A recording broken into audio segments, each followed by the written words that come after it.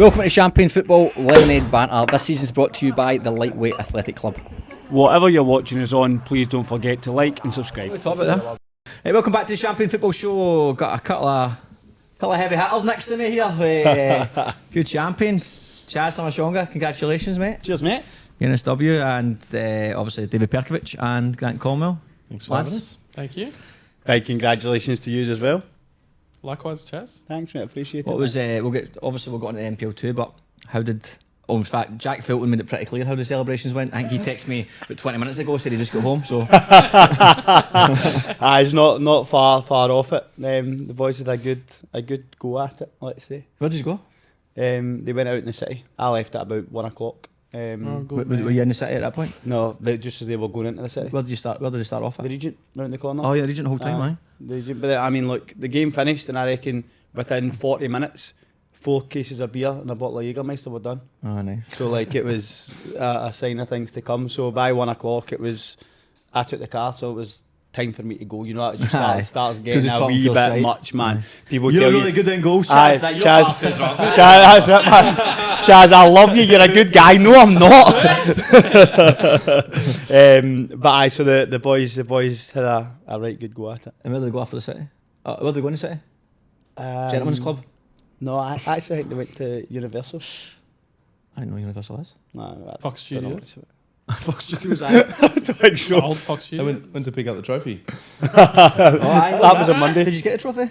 We actually, Gabe and Claude drove out to Valentine to pick it up. That's how every trophy should be collected at. I know, man. I've seen it in the Champions League finals. You notice that? They're going to do that now as well. Uber trophy. They're going to drive to Istanbul and just pick it up. That's it. And then they actually get given a bag of medals and the trophy at Valentine. Yeah. Big bag of medals. But do you know what? I mean, look, maybe I'm slightly biased because obviously I was involved in it, but it was a big occasion. Like, it's huge for the club. It's massive for the club. They've been in the NPL 2 for 2 years and they've managed to get out and obviously get promoted, so it's massive. And I think in 5 years, mate. 5 years for going for State League. State League is Amazing. Crazy. Crazy. So you look at that Unbelievable and it's, for me, just like the boys obviously went out, these things should be celebrated. Like, it should be an occasion. It should be really, really big. And I think that obviously Football New South Wales are the governing body. I think they need to make it an occasion. Like, they need to celebrate it. And we talk about trying to grow the game, and like, these are moments. Doesn't help.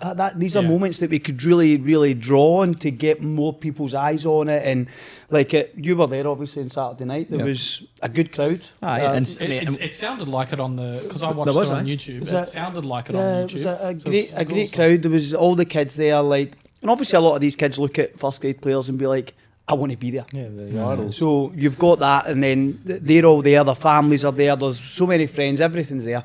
So for me, Football New South Wales had to be at the game. Like, obviously they covered the game, but they had to bring the trophy to the game. And do you know what? Obviously we weren't guaranteed to win. Yeah. But SD Raiders kicked off 2 hours later at Arlington Oval, which is maybe half an hour, 25-minute drive. So if, you get it done, so if it doesn't work, yeah, just drive to Arlington and give them the experience of having a bit of a presentation. Do you know what I mean?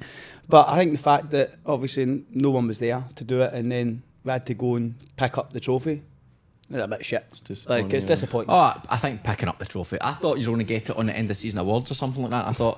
I think it should still be I think I mentioned it even in your situation. Since like under 8s, you win a competition at under 8s and you have that little trestle table that comes out and it's like, oh, congratulations to the winners, and you all collect your medals one by one. To not have anything at senior football, like for me, I've never been in a situation of winning an NPL 1 title or even seen an NPL 2 title. I was like, this is a wee bit disappointing. A wee bit underwhelming. like, obviously we've had 2 weeks. Not to have it at Christie Park was just baffling to us. Yeah. Like, again, if we didn't win the game, just keep it in the car. Don't bring it out. Yeah. Simple, right? And there's Football New South Wales staff there too. 100%. So that was baffling in itself. But then, then having to pick it up off the bench and give him a bag of medals just to hand out ourselves was disappointing. And I just thought it was just because we have a grand final. I thought, even though I think the premiership should be more celebrated, I'm not, like, it's up to everyone's individual opinion which one's more of a success than the other. It's definitely the hardest competition, the hardest title to win, right? To win it over 30 rounds. But What's more important is subjective, but it should be more celebrated than just be given a bag of medals. Oh yeah, Right, that's for sure. But then to hear about yours, which you got no finals football, Yeah. that is it, right? And to be having to go out to Football New South Wales to pick up a trophy, it's disappointing, Yeah, it's as well as frustrating, and because we all want football to grow, those type of moments don't help. Yeah. No, I agree. Again, looking at when you guys beat Central Coast, Yeah, big crowd, Yeah. like big occasion. Oh, we had media there There's as well, photographers there. There's so many people there. So even if Football New South Wales literally just brought the trophy and did a small presentation, they wouldn't need extra photographer. They wouldn't need anything else because it's all there. everything's there. We had And you had the fans there, Yeah. right? That's what I mean. The That's next week there was 5 people there. Yeah, we had the and youth it's- storming the pitch just because we won the league. I was Like, gonna they say loved that- it as much as us. I thought it was. I mean, on the flip side, just to play devil's advocate for Football New South Wales, it was good that your game was on YouTube. I agree. Yeah. Yes. So loads of people got to see it. So that was great. It was great. It was match of the round. You had JD down there. You had Mulchy and you had Dave Feeney. Oh, Dave Feeney wasn't commentating, I don't think, but Mulchy was commentating, which is obviously brilliant. Yeah. But it wasn't a great game by all means. In fact, it was shite for the most part. But the last 20 minutes, when you started putting the pressure on it, was a good game. And obviously, as a neutral watching it, well, obviously I was a bit more than a neutral, but for everyone else watching it to score the winning goal and effectively in the last couple of minutes of the game, like that occasion to see the pitches getting stormed and all that, amazing. But to finish that with nothing, Yeah. and then other than like everyone else's own bottle of alcohol they've got, Aye. that's a wee bit crap. But I think it's hard enough trying to promote Australian football. Yeah. So I think when you've got a lot of people trying to promote it, like this podcast and UBF and fucking Clods and Adamo and all the, even Football New South Wales who do match around and all that, they're all involved in it. To have the main moment the whole year, podcast, all that, and then going, wait to get my hands on the trophy. You know that's when you get to see it. Aye. And take us out of it, like Subby said, all the kids that ran on the field, Aye. forever etched in their memory would be seeing the trophy there as well. Aye. They didn't get to see that. Aye. And by the way, the NPL trophy's a belter. Unbelievable. Way too heavy. Heavy. No, it's No, it's to be class. fair, like it's a great trophy. Oh, it's a crack. I was at Yeah. today. What does it look like? He said, I'm not too sure. And then I was like, it's a proper fucking trophy, like Yeah. a belter. I know Couldn't that drink you out of it, it's you too have heavy. NPL too, man. Couldn't drink out of it. It's I too thought you'd heavy. have brought it on with us today. I know, so did I, to be fair, but To be honest, should have. aye, didn't think. Well, anyway, that was brilliant weekend for UNSW. Well done to everyone involved. Northern Tigers, we'll get on to when we discuss NPL 2. Anything else, Chaz, to discuss before we crack on to sponsors and the actual results? Nothing at all, mate. No? Big weekend? That was about it? That's Still it. Any recovering. stories for the weekend? Any of the boys? Nah. It looked like just Tim and Jack was it at the end, is that it? Nah, mate. I think there was like By the 9. end? I mean by like Last 6 Tuesday. a.m. By Tuesday, I think there was like 5 or 6 left. Oh, was there still? Aye. Fair play to them, man. Brilliant. It's Brilliant. impressive. That's Nice. a carry on, but That's a like great shift. I actually get like the fear thinking about how they would feel. Wait, did Have you you go spoke straight to- into like a Mad Monday? Did you do anything like that? Nah. So I don't think Tuesday they finished. It was late. I'm taking Sunday. the piss, I know, aye. but it was Taking the late Sunday night. Yeah. When they called it quits. Yeah. Aye. But like, Do you remember having me phoning me? aye. I had the wee man sleeping. I'm like, I can't say it and back. I was still in the region at that point. Aye, they were daft. Aye, brilliant. Fair play. Some of the videos and the going about the group. How many were moments funny. do you get to do that? That's Like, it. Oh, You amazing, need, you man. need to celebrate these things. mate, was this the first time ever I've been out with you lads? Yeah, Properly? Properly, yeah. properly. Yeah, Like, yeah, you need to. Yeah. Well, we went out. Yeah. Waratah, we won that. We went back to the ranch. So Yeah, but it was a Sunday afternoon. It was, like yeah. it's a bit harder when everyone's Aye. got work the next day. yeah, no, we had a couple of boys had a fair crack. Yeah. Yeah, 'cause that's what I For the think. ones that have kids and stuff is a bit different. I think right? a few of the boys had booked in the Monday Yeah. Monday Yeah. off work, Oh, obviously, aye, well in Yeah. advance. Oh yeah. So it was like there was no they had Monday to recover. yeah.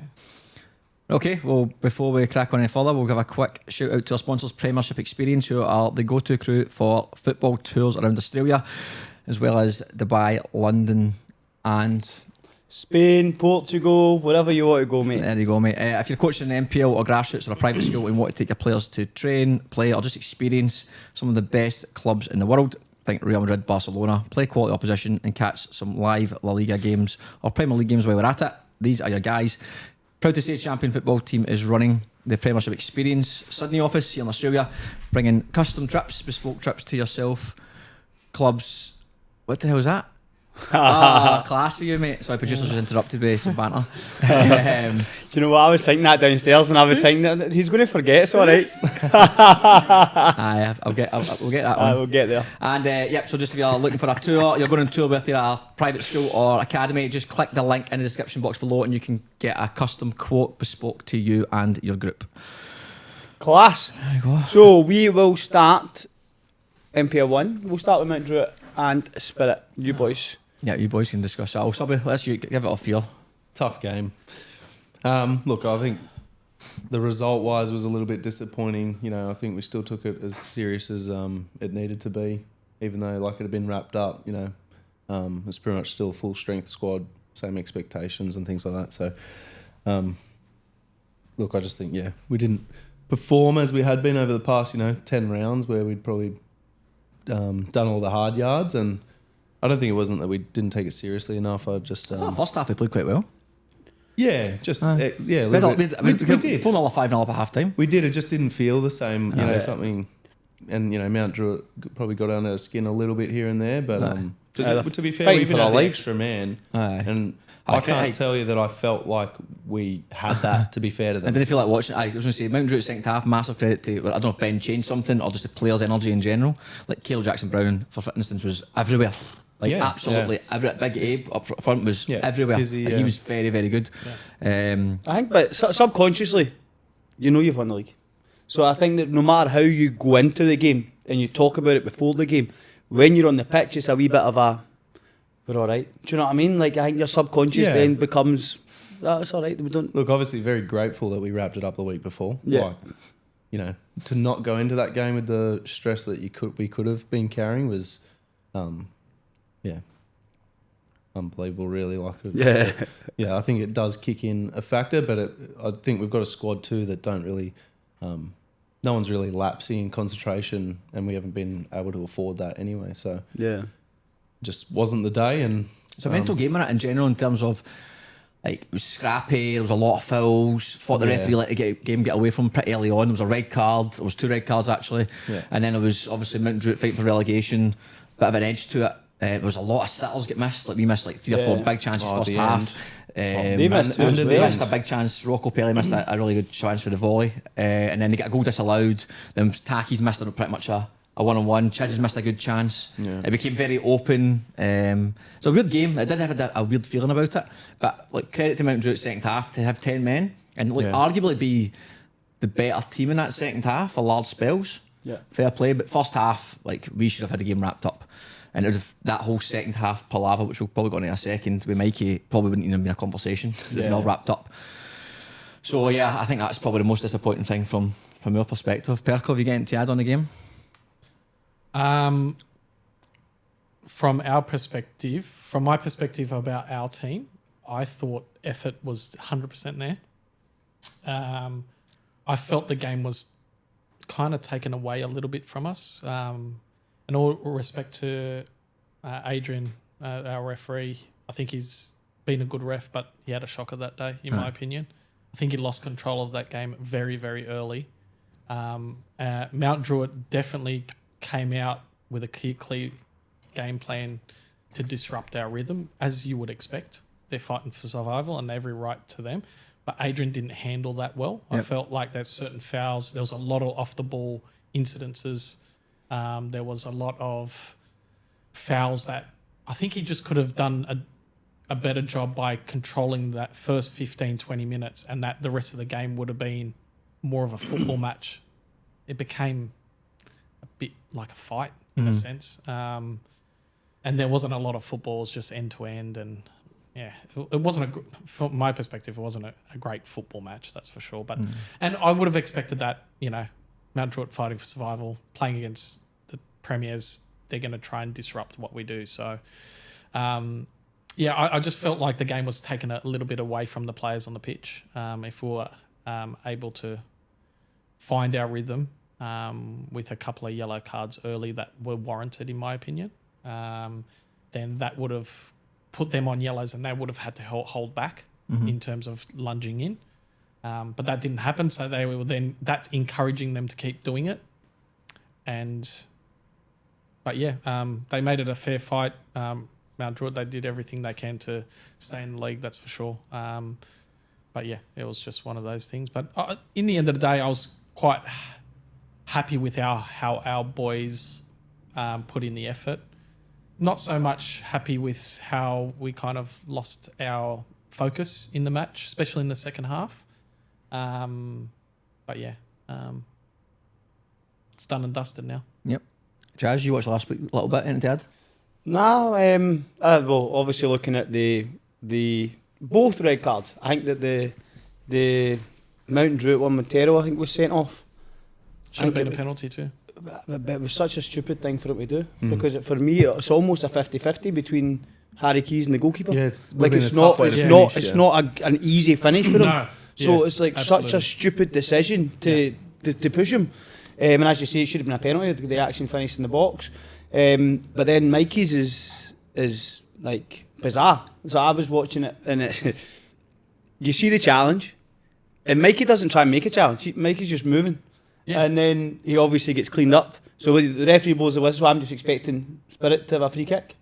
And he's pointing the other way and he sends Mikey off. And it's one of those things that, see, sometimes you try and put yourself in someone else's shoes and wonder what they've seen. You got to process it all. Yeah. Quick, yeah. And I don't know what he could possibly have been thinking to think that Mikey's initiated the he actually get like Cleaned proper taken out. And I think the biggest thing that, even let's just say from Adrian's angle, that he's maybe seen something different because it happens at full speed. I think looking at it from a footballing perspective, it's the 90th minute or something like that. It's the last game of the season. Like, Mikey, just calm down, mate. There's like a minute and a half to go. There's 2 ways around it. For sure. I mean, like, I feel like it was a very hasty thing to do, send somebody off with 3 minutes to go when, like, that was obviously clearly not a foul in general. Like, or not on It Mikey. was a foul on. Aye, but it's a foul on Mikey. So, At best, it's a collision. Yeah, If it's it's a anyone's collision, foul, I it's think so. Mikey's foul Of for course it is. Spirit to take Yeah. a free kick. And you can see everything by the reaction. As soon as he pulls out the yellow and then the red, you see our players react to it. They go like what are you this. doing? aye. What are Like you how? talking about? Aye. We got taken out. 100%. So I understand that the Mount Druitt player won the ball, right? But he won the ball by having 2 feet off the ground, Yeah. right? And he can't change his trajectory. Mikey's running across. He's got his feet planted, goes head over heels, and somehow he gets a yellow card.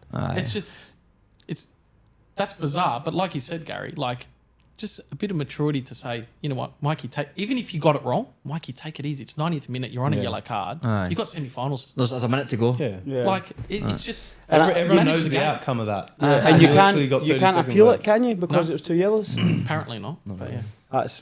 It's just that. It's disappointing. Yeah, look, it is what it is. It's very unfortunate, but what do you do? The only thing I need to mention that game is what a free kick. Oh, great What strike, a man. free kick, I man. said to Chris, don't worry about it. As soon as he hit it, as soon as he hit the ball, people like that, that's in. Yeah. That's as soon as he clipped, he went, that's in. It was like you could just tell. You can tell how he hit the ball. You knew Yeah. it just was clean. Belt, but that was It was far far out. away as Watching it well. back, it was further out than I thought it was. Yeah, it too. was Like, far, that was done man. Very well. What a finish Yeah. that was, man. Aye, but But I called it early, didn't I? Yeah, it's a great strike, man. He hit it. I What's was like, Chris that's him. doing? just quickly on Mountain Druitt. So, where did he go for here? So, you know Ben quite well. Is he going to be there next year? I believe so, yeah. Yeah, okay. Gave a good. I don't think Ben could have done much more, to be honest. I think he picked up more points in those 8 games Yeah. and maybe the whole rest of I the think, season. I think that's what it really comes down to, doesn't it? Is that like they've went in and there's been a big turn in their fortunes. They've been a lot better than they were. Yeah. Oh, I a lot better. I thought not bad. If imagine it's one of them that hindsight's a wonderful thing, but if you make that change 2 weeks earlier, potentially, Aye. you're in a different position. There's a different outcome now. But I just unfortunate. Obviously, the people that are in charge of the club now, I know well, and they're good people. And I wanted Mount Druitt to stay in the league for them. So now it's just up to kind of. Did they lose many? Anyone leave for next year, do you think? I think many will stay around. You're always going to lose your best players that want to stay in the league. That's just if they can get gigs in NPL 1, you would imagine that they'll take What it. happened to what's his face? The striker was it Blacktown Gibbs? Oh, he had surgery Oh, did he? on a hand or something. If I recall correctly, it's something he did in training. Oh, okay. Yeah, which is when they brought in Abe in the window as well. So Yeah, it was good. It was good to film. Abe was really good. I think Ben did a honourable job for sure. Oh, I thought he done really well. thought he's a clever coach. He's clever in terms of his tactics and things like that. He can change things on the whim as well, which is an inclination. Or And not his team either. I mean, it's not his team, so I mean, similar to you before, they'd be one of the favourites to go straight back up again. Obviously, apart from. I think it's going to be difficult because they kind of bounced up already. Yep. I think that NPL 2, there's a lot of teams that's Fighting for it. Oh, I suppose like the Tigers, the SDs, like who when just they missed out. came back up, like they were by far like there was less teams that was vying for it. Yeah, this year's been a joke. Is like And next year, Bankstown City. Is it- obviously is be that- there. I've that's what I obviously- mean. Like I think they're gonna find it tough. Because Like, I've played in that league for 6 years now, 7 years, Yeah. and this year was by far the best Aye. standard wise, like across the board. There was one of them that every As other in top year, to bottom. the yeah, whole way it through. was so much Yeah. better. I think it's the best it's been since it went to 16 teams. Yeah, I agree Yeah. completely, 1 Yeah. million %. It took a wee bit of while to sort of filter out. Yeah, teams correct. to- yeah, Yeah, 100%, 'cause Took it a was while for those NPL 3 clubs to come up and adjust. Yeah. Some adjusted quicker than others, but this year was a genuine competition, whereas it was. it's kind of a bit separated leading up Yeah, to this massively. year. Yeah. Okay, let's move on from that game. Who else we got, Chico? St George, Sydney United. St George, Sydney. We'll just go on that game again. It was 2-0. Oh, Marco scored, didn't he? Marco Arambassi scored. Yeah, Great great finish. finish. Brilliant finish. Rinse the defender. Aye. Put it in the corner, and Mason Wells scored in injury time. Aye. It said Vedran Janjevic was in team of the week this week, Yeah, he was, yeah. but I didn't. I watched the highlights. I didn't, and there was no saves. Genuinely, Just no a plain saves in the save. highlights. Yeah, I don't It's know. bizarre. Yeah, I know, but But can obviously, you trust our highlights? but that's what I mean. There must have been Yeah. more. Yeah. But like, you Yeah. put him in team of the week, so you're expecting to watch the highlights and He's see impeccable. like saves. Off Yeah. the line. But literally, he didn't make one save in the highlights. Yeah. What the fuck's going on? Good. I don't think there was a full strength team by our side, was there? No, I don't think I so. don't think so. I think there's a few changes across the board Yeah, in NPL. everywhere. one weekend. And fair enough to the guys that's playing tonight. Tonight, right? aye. So they got that in the back of their Yeah, Oh, I minds. didn't mention that as well. Someone like us, we knew our You'd get next a game week. is a Yeah, week. yeah, yeah. So Yeah, prepare. it was, we try to play as strong as possible. Yeah, but it's a good way to finish for Sydney United, obviously leading into tonight's game against So they finished fifth, didn't they? sixth. Sixth. Oh, they finished sixth. Yeah. Blacktown. That's- Oh, Blacktown, aye, that's Yeah. right. Rockdale was fourth. Actually. Yeah. Hey, they ran it close though. They ran it Yeah, very they close. did. Aye. They finished strong. And then we've got Sydney FC versus Rockdale. Chris McStay, great strike Great strike. to open the scoring. It was actually a really good passage of football after they won the ball back and just played out wide and received it back in the box. Top finish. Who Oh, equalised? Sydney FC goals crackers. First Yeah. one was, I can't remember who scored it. Ben's Man in France. Aye, Belter. Yeah, very good Top finish. player. Both goals are crackers for Yeah. Sydney FC. And Dylan Rose. 10 minutes to go. I actually wrote here it was a goal out of nothing. Aye, great finish. It looked like Rockdale had a few chances to bury it early they doors. I think Moody missed a couple. I can't remember. There was another couple of chances on the highlights. I thought they looked like a better team. But two great finishes, Sydney FC. But again, that game, It's a nothing. Rockdale have been stuck in that It's position. another draw for Rocktown. I know. They rested But a few players as I well. say that, yeah, I think same like, thing. Rockdale Yeah. at some point of like, we've qualified. Let's just write it off and It's get rid of again it. a subconscious thing too, Aye, right? So, 100%. understandable. Aye. Marconi 3-0 Sutherland. Again, looked very comfortable. Very, very Barry comfortable. Swibbles goal. and look, let's face it, Sutherland had their grand final the week before. Yeah, Aye, true. So they had essentially nothing to play for. They Jobless. survived. They would have That's just it. went to Did Marquette. the wee period in the start of the second half where there was a few chances? Aye, Hilton that's right, made aye. a good save that was given as a goal kick. Aye. But I thought that, 3-0 after 30 minutes or something. Aye.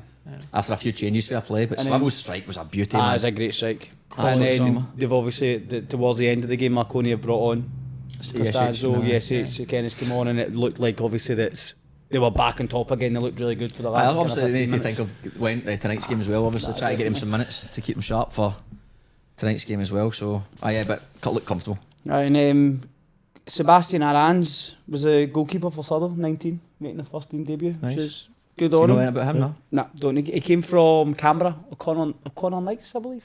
Okay. So good on him getting Yeah, given. the Sutherland lineup was a bit. Yeah, very different. Yeah, But they nothing. They were obviously safe the week before, yeah, I know. so they just kind of. But it was good Try to out see. some younger some, ones. yeah, yeah. See Give if them a- they can step up. Yeah, give them a shot. It's good. Fair. St George and Manly. Barton Park looks wonderful. Oh, really good. I think we got more sand on the left wing, which is good. Really good. Farah Coco. But hold on, where the hell has he came from? This Farah Coco. The last 8 games, he's scored about 7 worldies. Aye, I but think he came from an academy. good strikes as well. I don't know. Yeah, it wasn't a I one-off. think he came from Has he been there academy. since the start of the season? No. Nah. No. I didn't think so. Ah, okay. I That's what I said about conversations Chaz I had about him. I'm like, he's like, oh, contender for team of the year. Oh, sort of thing. did you say, was he there from the Aye. start of the season? Oh, I think he was. I I don't think he so. was. Okay, we don't know. No idea. Yeah. But either we way, don't did you hear Two are about him? saying yes, 2 are saying no. Frank, was he there? But since the window, it feels like that's when I first do it. Obviously, I paid attention against us. He scored a cracker against us. Once he did it against us, he did it the next week at Aye. home. Yeah. I I was think he's like, got 6 this times is copy since. and paste. Yeah. Yeah. And he's had like, other highlights. It seems to be him. That's the only thing that's obviously looks to be Manly getting positive results is. Aye, Yeah. Farah Coco. Yeah, big threat. Fair, good on him. He's doing really well. St George, obviously. What by about the pen? Why Why did Troy not take it? I don't know. I don't know. Who was the striker? Remember that boy's a good striker. The guy. Taric. He was good, but I think got injured. Is that right? Came back from an ACL. He was a good player. Prior to the ACL, he was Yeah. a right handful Yeah. play against. The year before, If he has a good off season, he's a good player. But I mean, the penalty was pish. That very poor penalty. Welcome back. I don't know why Danascos didn't hit it. Bizarre. But I obviously it's a good save penalty. Always a good save. It's never a poor pen. It's always a good save. goalkeepers. We wouldn't know. We don't safe pens in ours. That's right. No. Aidan O'Shea with that header, very simple finish to put St George equalised for St George, and then Farah Coco scored again. Aye. Lovely stuff. Good finish again. Aye. Top man. Good end to the season for Manly. Blacktown and Wolves. A lot of changes as well. I think there was a few debuts as well. Youngsters. Was there, yeah. I'm pretty sure there's a few debuts in there. And 1-0, is that right? Finished 1-0. 1-0. Correct. The closest Wolves came was a free kick. Olsen. Aye. But besides that, again, No highlights worries. didn't show anything. No Again, chances. nothing. Wolves are done. So the Blacktown's Wolves done. start- Blacktown's done, yeah. Yeah. Olympic and Apia. Yes. Rory Jordan scored for Apia. Well, there was something to play for in that game for Apia, fighting for that Oh, sixth spot. Because definitely. Yeah. Marconi done their bit. So Yeah. Do you think it was a goal? too hard to tell. That's really difficult to tell. Scramble. Obviously. Oh, Trust the calls, all right? Trust the officials. Well. So that only goal of the game. Didn't really seem to be much else in it. It looked like a kind of end of season game. Both keepers have had a couple of saves to make, but nothing really of note. I thought in the game. And the last game of the season was a big game. Central Coast Mariners Oh, aye. Big game, aye. and Western Sydney Wanderers. Since Sydney turns it on. Yeah, they did. They needed to. They Yeah, bit of they a did. turn up. They had some fans there as well. Yeah, good on them. They're decent To wee be trip fair, to they them. get a bit of fans as the Wanderers crew. So But I thought in that game, considering, I mean, I didn't see the full lineups, but I've heard that, am I right in saying the Wanderers gaffer took over the 23 or whatever you want to call well, it? he's been on the bench the last few weeks. Aye, I've heard that. Aye. I heard he was taking training or something Sage, yeah. as well. Aye, so obviously they went business. Been in terms of- serious. I don't feel Aye, like they Central lost. Coast really took. I don't Yeah, their think team didn't change it didn't much. change much. So Here's one for you. I don't think they have much to It's drop. hard. Yeah, There's yeah, much yeah. more to take. Most of the young ones go up. yeah, Yeah. nothing comes down. Yeah, not really. One for you. The penalty. So harsh. Was it pen again? Remind me. The young boy, Shumba Mutokoyi, dives in to try and block, and he's like I was like for the 87 or handball. something. a trailing Trailing arm. arm. Yeah. Aye. That is so harsh. Like, But that's Yeah, the problem with the handball rule. no, I agree that, Yeah. but I think that the rule's a problem because Yeah. what, like, obviously as a defender, right? Where else do you put your hands? Like, there's something that needs to like help you cushion your fall to the ground, and you just slide in, jump off 2 feet, and Aye, I know. Put your arms Aye, in it's a You'd front. fact. scream both ways. Whether like I know, if you were man. the attacker, you'd be blowing up. I'd be blowing up the same. So yeah. I think like over the last couple of years, you've seen that shift of what's maybe more acceptable as the handball. Yeah. So yeah, now you can see a lot more guys are more conscious about where your arms are every 100%. time you're near the box now. So But do you know what's brutal about that, right? See if you watch like a young kids game of football, there's wee guys defending on the box, their arms behind the box. yeah. They're just what's happening here? Yeah. You can't defend like that, wee man. It's No tough. way. Nah. It's hard, man. Abdul Rahman actually He looked to be good well. Early on, the strike came back off a post. That's right. It's a Yeah, great good strike. player. No Central Coast play ST Raiders, SC Raiders and that'll be what this weekend. this weekend. Home and and next away. Or weekend. two legs still, right? Yeah, And Central two Coast legs. play. Did they play home first? No, I think SD are home first. Home first. Hopefully it doesn't rain. Oh, aye. No, but then the boys were saying last week they reckon it'll be on the synthetic. Whose? Which game? SDs. No, I'm talking about Central Oh, Coast. Bloom Park, yeah. Because they've been giving away And home then games. they'll have to be played 2 games at home for SD Raiders. Who do you fancy for that game, boys? I'd like SD Raiders to go up. I know that's not Ashley, but who do you think will go? Who do you think? I think SD Raiders will go up. SD's a win. I think there's a strong chance, yeah. Yep. Who's home first? SD are home first. I think you look at They will need to take a lead in. 100%. time, yeah. I think that look, Bulls, Central Coast were there last year. They played Bulls. Yeah. The Yeah. Bulls were 1-0 up in the first leg, and I think they lost 4-0 in the second Yeah. leg. But ST Raiders this year have played some good sides in the Australia Cup, Mm. and they've turned it on. I think Yep. they beat Blacktown City, they beat Rockdale and Pens. So they have it in them to go and In the end of the day, it's 2 academy teams last year. Yeah. Now they're Yes. playing Yeah. against a men's 100%. team, and SD has built some, I guess, resilience playing against. They had the cup runs and Yeah. things, so they know do or die football. Yeah, of course. So it's going to be interesting. That's for sure. I'm going to be honest. I don't really care who wins in terms of favouritism, but in terms of travel, Travel. don't really want Central Coast to stay in the league. Central like you Coast didn't is want closer Jess to me than ST, right? So yeah, How long does it take you to get Central Coast?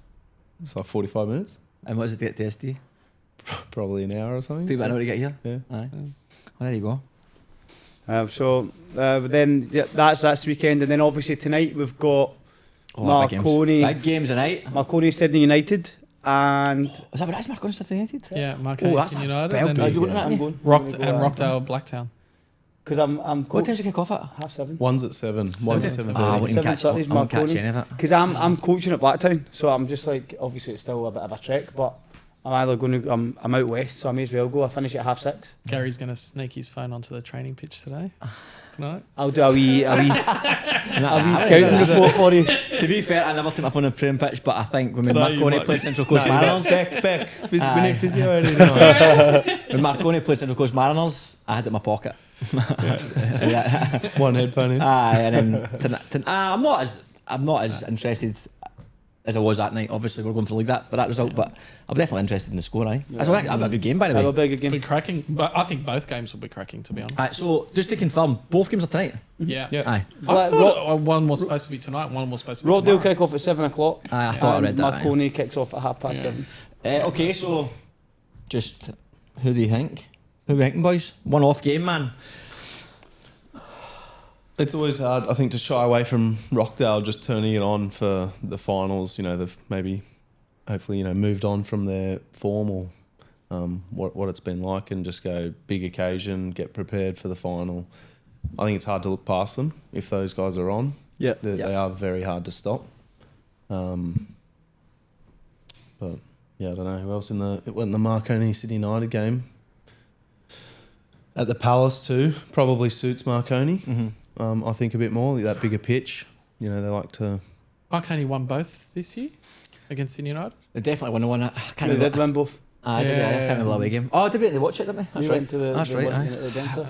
Having said that, though, United like Sydney knockout United are football. They're a bit cup of form as well. footballers. Sydney Sydney United. United, Yeah, their yeah. cup football is. I don't know if that league makes much of a difference, but look, that Sydney United Marconi, I think it's a little bit more harder to pick for me than I think. If the rumours are true about Rockdale, in terms of that, a lot of those players leaving at the end of the season, they might think of it as a last hurrah Yeah. type thing. So I think they'll lift for it. Yep. To try and, Especially after because last it's year. the trophy they missed out on, Yeah, right? exactly, So yeah. I think their motivation is going to be really, really high. So I probably slightly tip Rockdale. I can't separate Sydney United and Marconi. Nah, it's tricky. Because I like Sydney United are a cup team, but Marconi have so many match winners. Aye, and Yeah. they don't concede very much. They Yeah, they had the best defence in the league, right? Aye, So 29 goals conceded is the Aye. best defence in the league. So if Marconi get ahead, I can't see Sydney United winning. Yep. But do you think the thing around Rockdale as well, it could also be a disruption to Absolutely, and that the could team have been and the squad and everything around it? absolutely. Hard for a coach to manage if... And you can never write off Blacktown. They always find a way. They just seem to always be amongst it. Yeah. Well, they're in finals every year, I no know. matter what. I do right? think Whether Jack it's- O'Brien being missing to me is big. That's what I'm thinking It's as big. well. I do think that's big. And then Euro's pace with that, Oh, the space. with the space that Blacktown's been given teams in behind. Yeah, And that's at Ellington. but Aye. they might just sit a little bit deeper and counter attack Rockdale potentially. But a good game, man. But even if they sit a little bit deeper and you have Chalakian operating in between those lines, Aye, it's tough. what a player! And that's tough. If Rockdale play well, I think it'll be different. Depends on what Rockdale turns up. Aye. Yeah. Yeah, But I don't want to write off Blacktown because, as I said, it's hard. it's hard. That's why I said edged, just because Well, of that's my thought interesting. process. We'll see. This time this comes out, the results will be there. That's a very Can't believe Rockdale won 17-3 last night, man. Some game, wasn't it? Did you see it? Second half. Did you see it? Nah, I never saw it. I just hope both games go to 120 minutes. That'd be lovely. That'd be great for you, man. That'd be good. What happens with a red cards? That suspensions for the final? Yeah, of Yeah. course. And is it The same, sorry.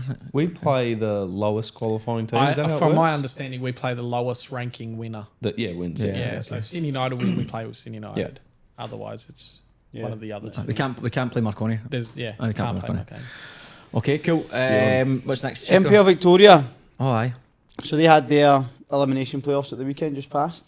I So- know nothing about this. Okay. Preston Lions were away at Oakley Cannons, and Preston Lions won 2-1. Dominic Foligno and Gian Albano put Preston 2-0 up, and Connor Hampson put one back. for Sorry, Oakley who's that Cannons. first name you said?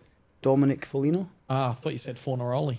Oh no. You're getting ahead of yourself. We'll get to the rumour mill very soon. But yeah, they couldn't find the equaliser. So 5th place Preston Lions beat 4th place Oakley Cannons, and then 6th place Dandenong City beat Dandenong Thunder, who finished 3rd 1-0.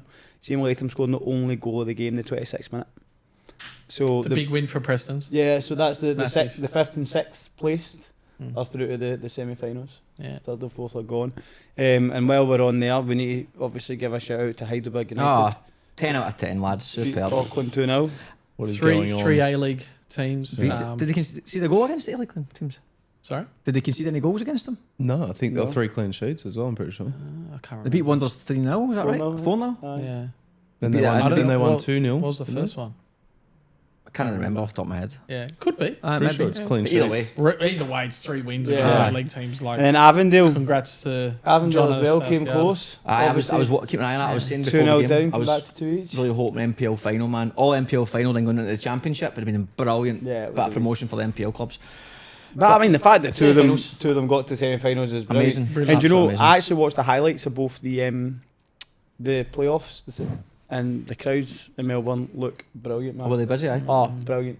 Genuinely, really. What game really was, good. obviously no Preston get a good crowd, but what the other one? Was the Dandenong game? Aye, both Shocker. busy. Aye, both busy. Obviously, quite old school looking grass pitches. Wee stands in the back, like Aye. that looks brilliant, man. Superb. When Preston scored their second goal, it was like that way, like running because Was it a night time game or daytime? daytime, but they were the away team, so it's like running to a section of the fans, Aye, and the superb. fans are all piling over the fence celebrating with the players. Man, it looked brilliant. Aye, amazing. They're setting good examples, that's for sure. 100%.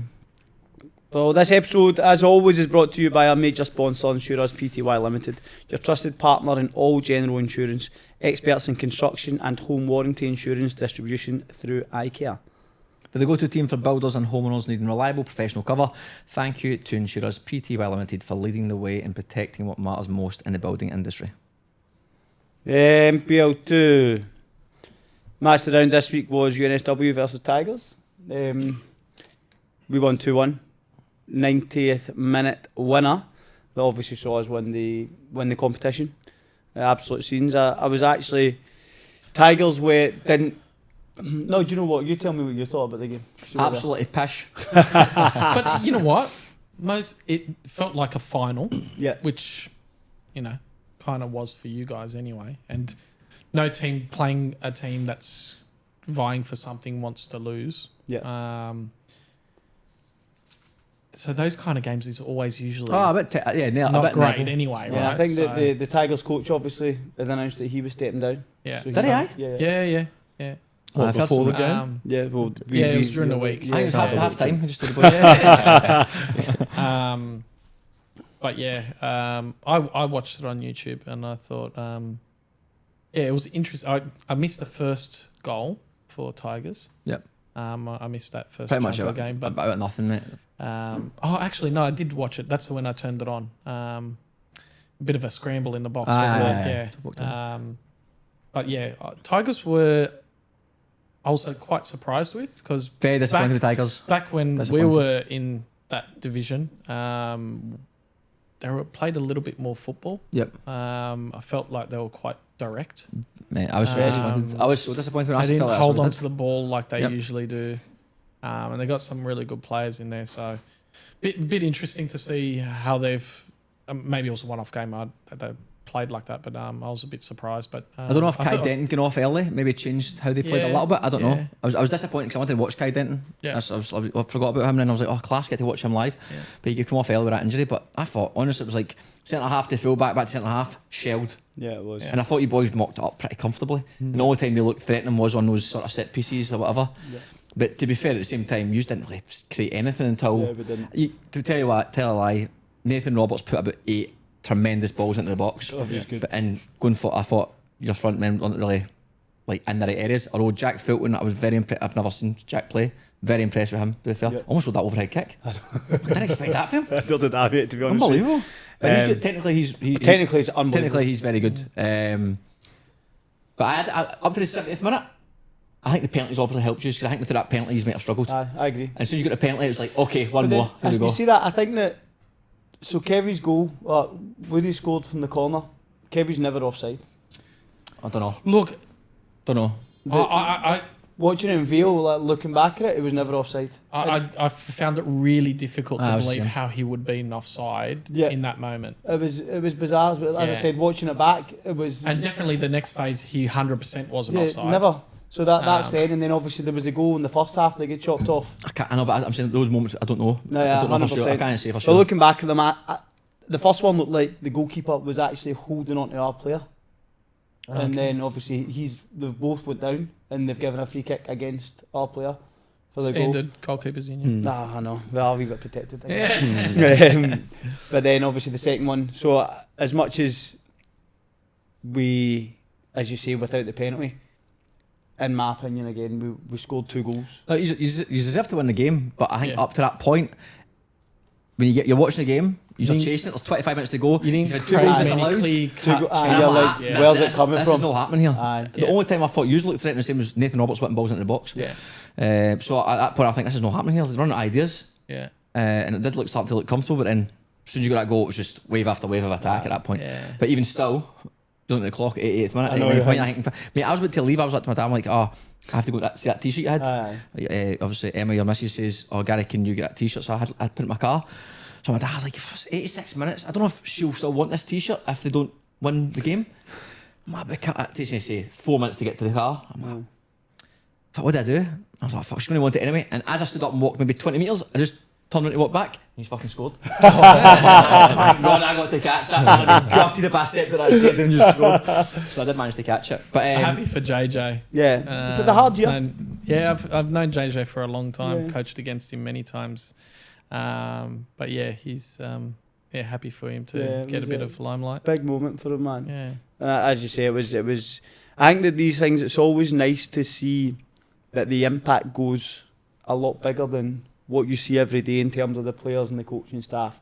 When you start to see the kids and everyone that's involved in the background, like that to me was the nicest part of it. Obviously, I was buzzing, yeah. but seeing how much it meant to other people that have obviously been involved with the club Yeah, for a over the long years, period of yeah. time is really, really nice. Like that. am I right really in nice. saying the 18s one as well? Yeah, the 18s won the league as well. The game before we played. Oh, superb. Brilliant. So Brilliant. they played against Bankstown City Lions, who finished second in the club championship in their youth. So their youth getting promoted to NPL 2, but the under 18s were behind by 2 points. So just mentioning club championship quickly. I seen Appiah posted something about winning a club championship seniors. What's that? I think it's on Football New South Wales website. You can find the combined club championship. That 20s in first grade. Yeah, and then That's a real thing? women's- Made up. No, it's a made up thing. It's on the there's whiteboard at there's Lambert Park. There's no trophy or anything. Yeah, it's Ah, made yeah. up. It's just yeah. Oh, yeah, okay. Can we had the most. I We ask won a the, we had the most question? shots at training, didn't we? In NPL. Do you Those feel shots, like off you target. you guys celebrated winning the league more or getting promoted more? What did it feel like? I felt it was getting promoted. Yeah.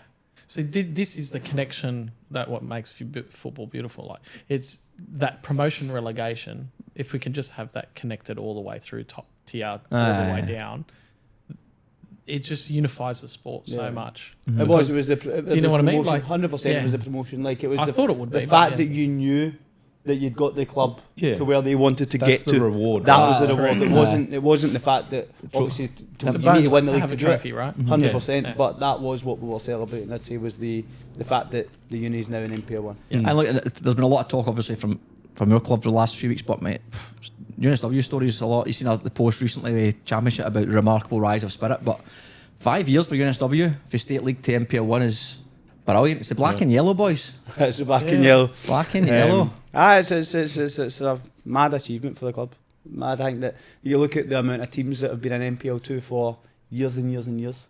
That was our second year in NPL 2, and we've managed to get ourselves out it. So, A lot of people say toughest league in New South Wales, NPL2. do you know what? This year it felt like it, man. Well, I would love if I think next year at the top of promotion relegation, if they could just slightly change the structure. We've spoken about 100 times, so not to Yeah, harp on about it. Bring back finals and allow that maybe top 2 relegated promoted automatically and have a third spot. Yeah. I think that'd be good. From my understanding, Victoria Yep. have a playoff within that competition Yeah, yeah. for that third spot. 3rd to 6th. So 3 automatically down from the top league. Yep. And then 2 automatically up, and then 3rd to 3rd to 6th sixth have a play a playoff playoff, like to a go up. championship. Like It's a bit championship. like English championship, I right? think that's brilliant. Not bad. I like That's that. amazing. But then I think that obviously these things all come down to a vote, and I don't think that any of the teams in NPL 1 would vote to have more teams relegated. No. That's the reality of it. Like, I think for the good of the actual leagues, oh, I think it's a no-brainer. I honestly. agree completely. But then the people that are at the top table don't want to not be at the top table. So the idea of there being keep more them out. consequences is something that the top clubs won't want. No, I understand that as well. So I think that when these things do come down to a I think vote, big budgeted teams won't really care, Yeah, to be it's- they're not honest. going to be in that relegation Because battle. they know they don't see themselves ever going to be there. ever going to be there, even though what happened to Melbourne Knights happened to Yeah. Melbourne And Knights, then right? Sutherland won't Sutherland as well. You look at 100%. like that. But, you know, if you asked me a couple of years after just being promoted and you said, would you change it? If it was up to me, on behalf of the club, I would do it. Yeah, I do you know what? As you say, for bigger picture is football. It's not about Correct. individual clubs. 100%. For football, it would be so much better. Especially for Australia, it's still and it's still clearly finding its feet. Yeah. What's right and what's not right. I think they need to make something because what one up automatically is tough, man. Yeah, The 16 team league. Do you know? I think that Tough, man. See the after obviously we finished the league on top, so it doesn't concern us really.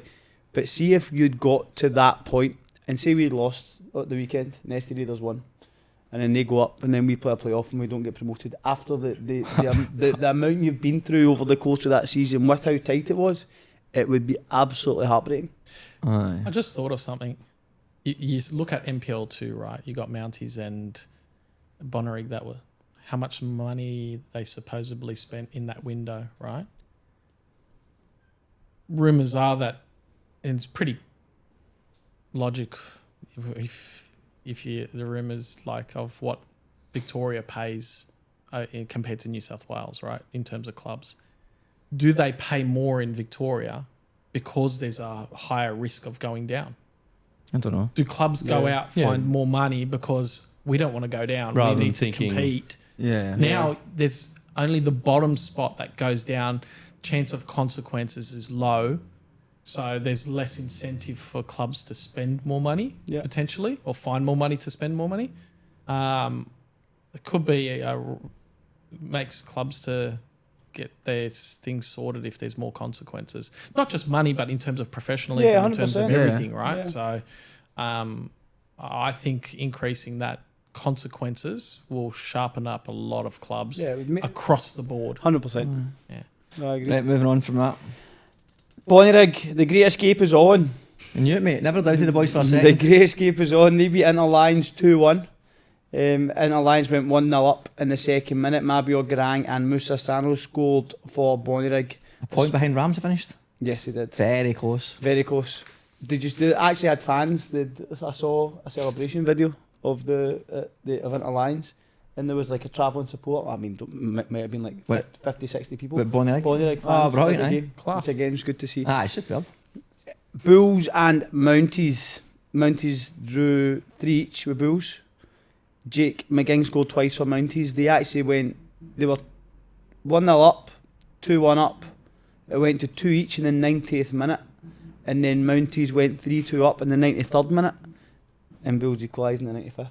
Oh, stinker. That's heartbreaking, but I mean, regardless of Bonnyrigg still would thingy. So that's Mounties relegated, unfortunately, to NPL 3. There was at some point though during those 2 games, Flip-flop. Bonnyrigg sitting underneath when Mounties were winning. Mounties were 1-0 up, aye. Yeah, so Bizarre. there's a lot to play for. Dulwich Hill and ST Raiders finished 4-1 to ST Raiders. It was 1 each at half time, and Raiders scored 3 goals in the final 20 minutes of the game. Hills United lost 3-2 at home to Spartans, who finished the season strong. 17 wins they've had overall. Obviously missed out in the top 2 by a point. Rydalmere beat Bankstown City Lions 3-0. Marcus Baracino, Ahmed Talib and Kyle Sandy scoring for Rydalmere. Hakoah finished the season strongly, 5-0 win over MacArthur Rams, and Canterbury, Bankstown and Newcastle Jets drew 2 each. So as we said, obviously Bonnyrigg are playing the promotion playoff. Prospect. They'll play against Prospect. Mounties are gone automatically. We're up in ST Raiders Central Coast as the So Bonnyrigg will be this weekend. I'm assuming they're playing at home first.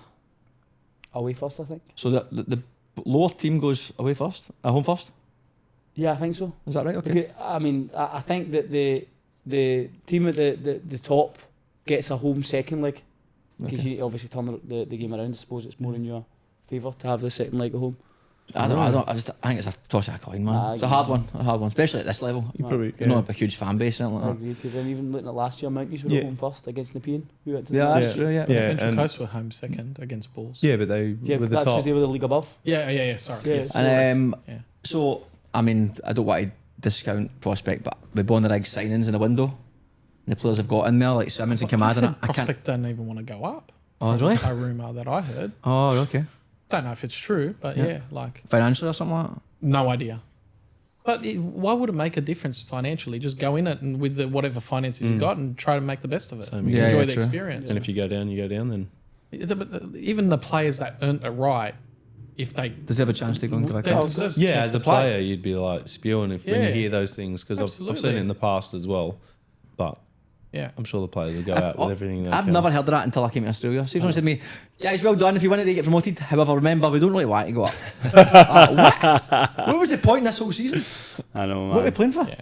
But I can't. I hope that rumour's wrong. I would be because- amazed if Bonnyrigg don't get through Ah, that. Amazed. yeah. Over 2 legs. Yeah. One off game, I would say I don't know, but I think over 2. Do you know what the halftime scores was with the Mounties and Bonnyrigg? Wasn't it the other way around? Somebody said that. Yeah. Oh yeah. So saying so- it looked like yeah, like gone for imagine a that second. halftime team talk like on Aye. both games. And Do you know what I mean? Like maybe the coach said, "Just don't tell me." I actually, Like, you'd not want to know that, sure. do you know? Aye. I actually heard that ST Raiders changed their starting lineup late because After obviously you- we scored in the 90th minute. Yeah. So they go out to do the warm up. It's 1 each. So they're obviously strongest team's going to play. Yeah. But then by the time they finished their warm up, we went 2-1 Have up, a rest. and then they changed their starting lineup as a result of. Oh, obviously okay. why would you do that? Same thing. Just to rest players Rest, because play some younger if players. we draw and the rest of the Raiders won, Ah, they would have then obviously won the I league. think- you're playing a week later though. No.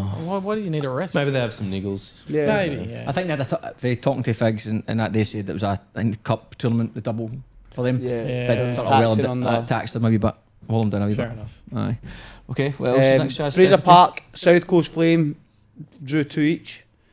Jaden Harp scored another 2 I've goals. seen that. Aye. 29 goals. So he's top goal scorer in the whole NPL. Yeah, 29 goals for the season. Jaden Well Harp. done, son. Well done, brilliant. It was amazing. They scored his first after Aye, 56 and he missed seconds. about four games or something. If it's all Aye, is. Futsal Roos. Fair play to him, man. It's Brilliant. impressive. Sydney Uni finished the season with a 3-0 win over NWS Talks. Brilliant. One of the boys. My favourite team. Gleesville Ride Magic lost 2-1 at home to Camden Tigers. So Camden won? Yep, they do not finish bottom. They finished bottom? Central Coast United finished bottom. Wow. Hawkesbury beat Parramatta 4-2. Parramatta fell away massively, I know. man. I can't remember last time they won a game. That's bizarre. Hurstville Zagreb drew 1 each with Granville Rage. Dunbar drew 1 each with Nepean, and Prospect beat Bankstown United 5-2. Well done, boys. Mitch Cross scored another 2 goals. He scored 15 goals and he was injured for half a season. Mitch Cross. It's Aye. decent. Yeah. He Great texted result. Dave and he said, I was like, I'll make, because he was one of the top people in the predictions. So he messaged him for a wee sheet to do it. And he's like, I can't figure out how to use that shooter. He's like, I'm just daft. And he's like, but well done, boys, and winning the trophies, etc. I'm like, aye, mate, well done. Fair play to you, scored a few goals. He's like, my 6-month-old son could score in my league, mate. So, or 16-month-old son, or whatever. That's class. But then again, we've said it already, but big congratulations to Hurstville. Who Oh, finished amazing. the season awesome. very early, wrapped it up. And 3 trophies And they for only the got the Champagne trophy boys. at the last game. I know. Aye. At least they got But it. they had to go and pick it up from Valentine to bring it to the last game. Brilliant. Yeah, so that's a roundup of all the NPL football. So now, Team of the week, team of the year? team of the year. Right, we'll just do it. We'll wrap it out, Chico. So me and Chaz have done one each, our versions of it, and then we'll debate it on our final team, right? So I'll tell you. This is going to be interesting. So I'll go first. I've got it ready. Okay. I've gone I've got the same. Hilton in goal. I'm putting a back 3 of Rashuto. Just quickly, just to clarify, we've done a halfway point one. We had like 2 from each team. That's not a no, thing. it's just And formation, obviously, the forwards, defenders, and midfielders. We're not trying to go like, oh, he's a left wing. he's a full back and he's a this and he's a just that. defenders, midfielders. We've gone Simon Nicholas, Blake Rashuto, and Lockie Griffiths. I've gone Constable, Olsen, Chalakian, and Ofuka, and a front 3 of Euro Kubu, and Presley Ortiz. On the bench, I've got Daniel Nizic, Cyrus Demi, Jack Stewart, Tyron Burnley, Jack Armisen, Mitch Malia, and I've gone Farah Coco. This is a different one for you, sent me. That's not. That is. I'm looking at it right That's now, yours, mate. Gaz. You're reading yours. You said Nizic, Cedric, Jack Stewart, Yeah. Tyron Burnley, Yeah. Jack Armisen, Projevski, Coco. You said Mitch Malley on that one, as well? Yeah, okay. Who'd you swap? I've swapped Malia and Polchevsky because Oh, James didn't make his squad. because I didn't have I thought I'd better put another defender in. Hey, that boy get knocked in, mate. That's a shame. That's a shame. Projevski, man. That's unbelievable. That's a shame. You didn't even know that about your player until he came on here. And who did you pick for the Gaffer? Perko. And who was your S&C coach? So I went like sort of similar, a wee bit different. So I went like I do think this first one is a toss of a coin. I went Hilton in goals as well. I went Perchevsky, Griffith, Blake. I've went Olsen, Cambiashi, Constable, Afuka, Antonio, and then Kubu, Euro up front, and then bench I've went Nizic, Simon, Nicholas, Tyron Burnley, Mitch Malia, Mason Wells, Jack Stewart, Presley Ortiz. So let's not about. So we're both agreed. We'll just go Hilton in goals. Yeah, Nizic. done. Look, to be honest, I think Nizic had way more to do. It's very Yeah. difficult with a team that's finished third bottom to give him that number 1 spot. I agree. And Hilton's had 29 best defence in the record, so I think he nicks it. So defence, we're obviously at 1. You've chosen who? We both picked Blake. Blake, We'll Lockie, pick Lockie. Griffiths. Lockie, like I'll be honest as well. Lockie, like for me, I thought it was Griffith or Tyron Burnley. Yeah. I think Griffith was exceptional. The first, I missed a few for injury, Yeah. but I think he was so good in that first part of the season. I think he's a rock man. So I think I agree. And I think that I think it Mark showed. Coney missed him when Yeah, he it was. showed Aye. how much they missed him. So I think he pips it, but Tyron Burnley was exceptional as well. And then so I've got Simon Nicholas. Nicholas Jane Perchevsky.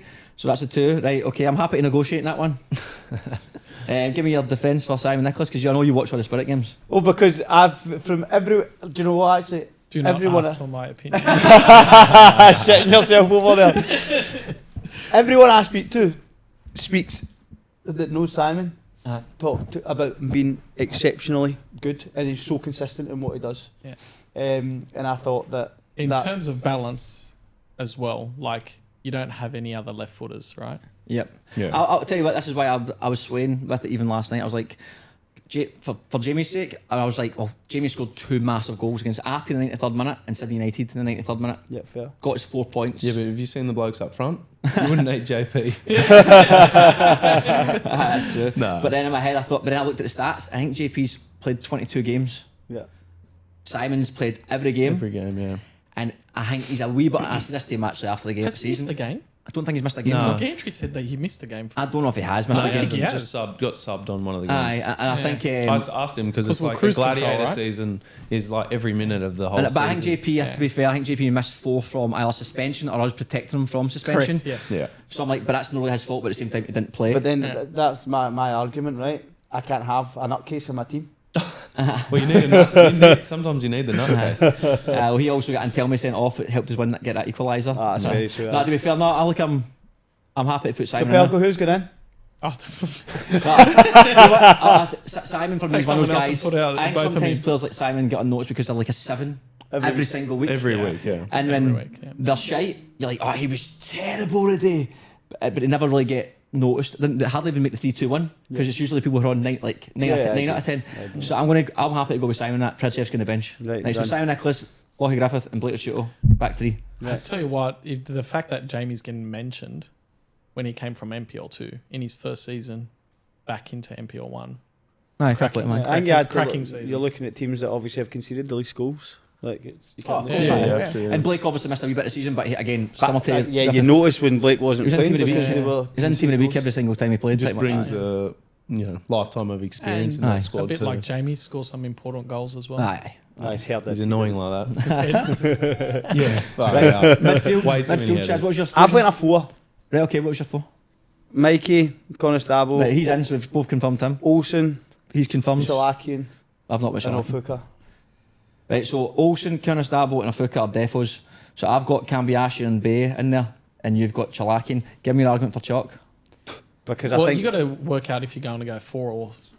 Well, we need, Five. so really we've got Ortiz. The difference is because we both got Kuman Euro. yeah. So really we're looking at Chalk Yes. and Ortiz versus Bay and Cambiashi. But why could it not be Kambayashi and Ortiz?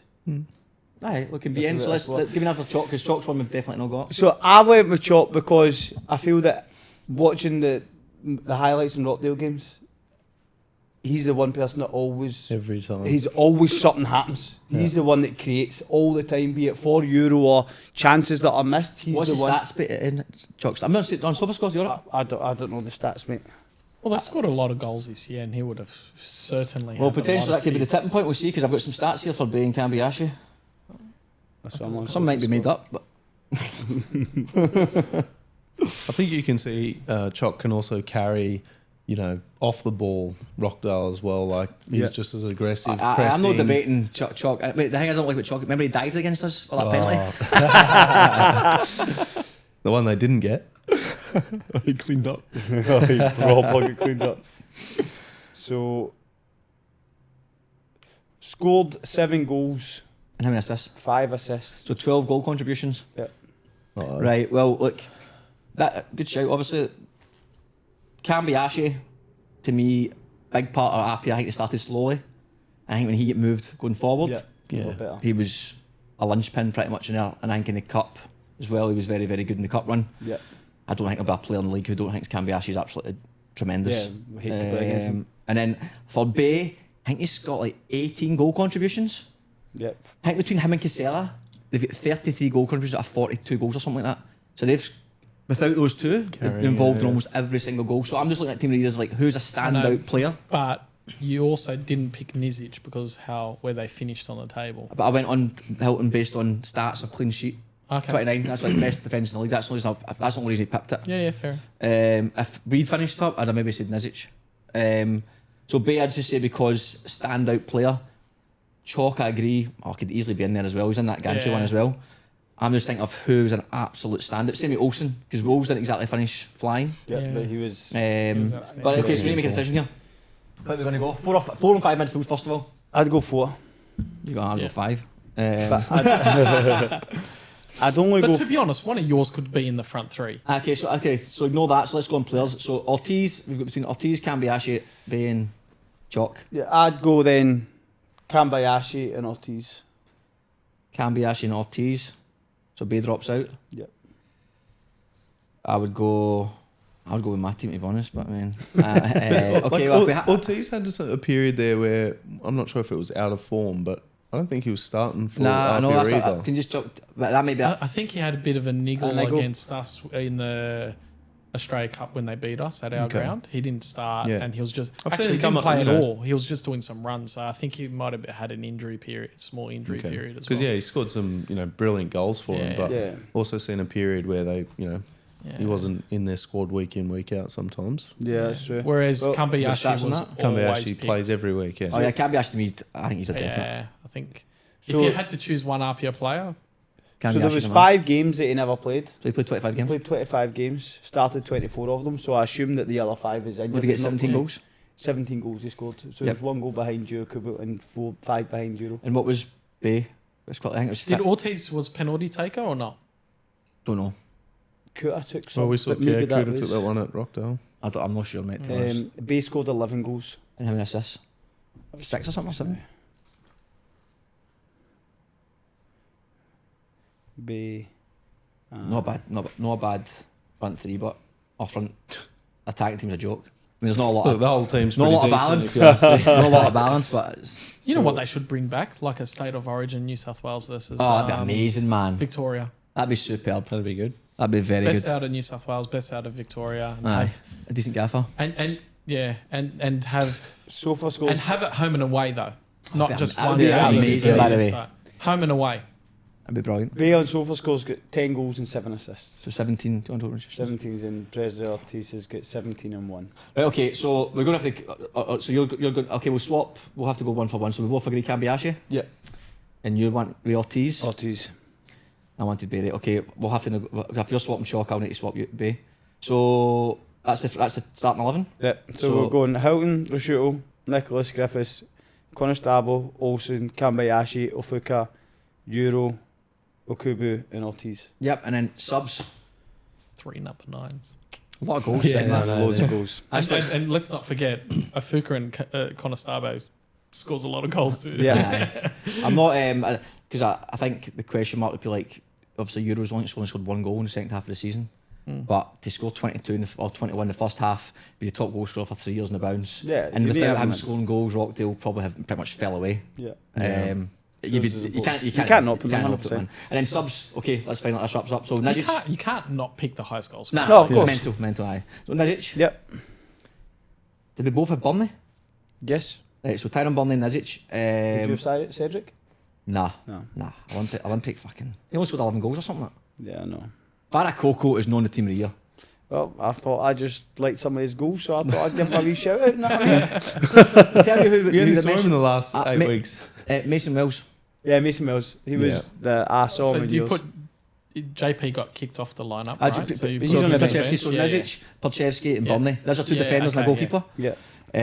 So then Chalakin's going to go to the bench. Antonio's going to go to the bench. Yeah, you'll have to. That's it. So Antonio Malia, and then you've got Antonio and Chalakin. 2 left.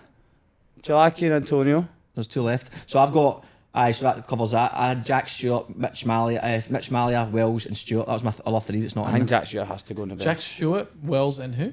Mitch Malia. And who was in yours? I'd Malia and Jack Harmison. Well, both of you had Malia, so he should Malia's go in. So we've got basically Nizic, Perkovich, Burnley, Malia, Chalaki and Bay, and you've got 1 more. So I had Jack Stewart and Mason Wells. That's all 2. I had Jack Stewart and Armisen. So it has to be Jack Stewart then? Oh, Jack Stewart. Yeah, it has to be Jack Stewart. There we go. Done. Not a bad team. Would you be happy with that, coach? Wouldn't be complaining, that's for sure. Not a bad team. All out attack. Tell you what, I mean, Q mentions like Jaden Casella. Yeah. Again, him and Bay, Jaden was tremendous. Him and Bay, I think, combined. Olsen. Olsen's in there. Oh, he's in there. He's in the starting lineup, and Mason Wells, like I said, in there, and Lachlan Bayliss also tremendous. Yeah. I think they're the big names. I think we've mentioned the main ones. Yeah, I actually thought of Kuta. Kuta had a good second half of the season, but he came back from his injury. Mm-hmm. But again, he played a bit of centre back, bit of left back. It's hard. Yeah. But then I think that sometimes you need that player. Oh, we did it with Simon. When Perez has been unavailable, Simon at times have gone wing back Yeah. So similar type situation. Brilliant. Right. Questions for you both?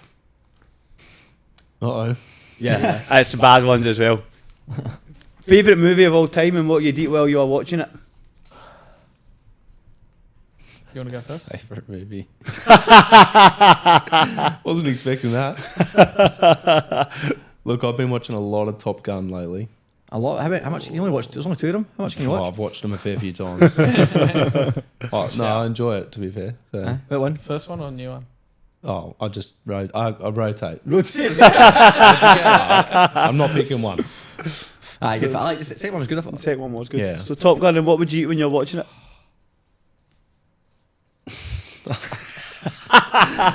Yeah, can't tell the coach, but yeah, connoisseur for dessert. Just Connoisseur, okay, yeah, just an ice cream's good. Yeah. What flavour? Mate, whatever, Any. anything, honestly. You're deep in thought over there. Yeah.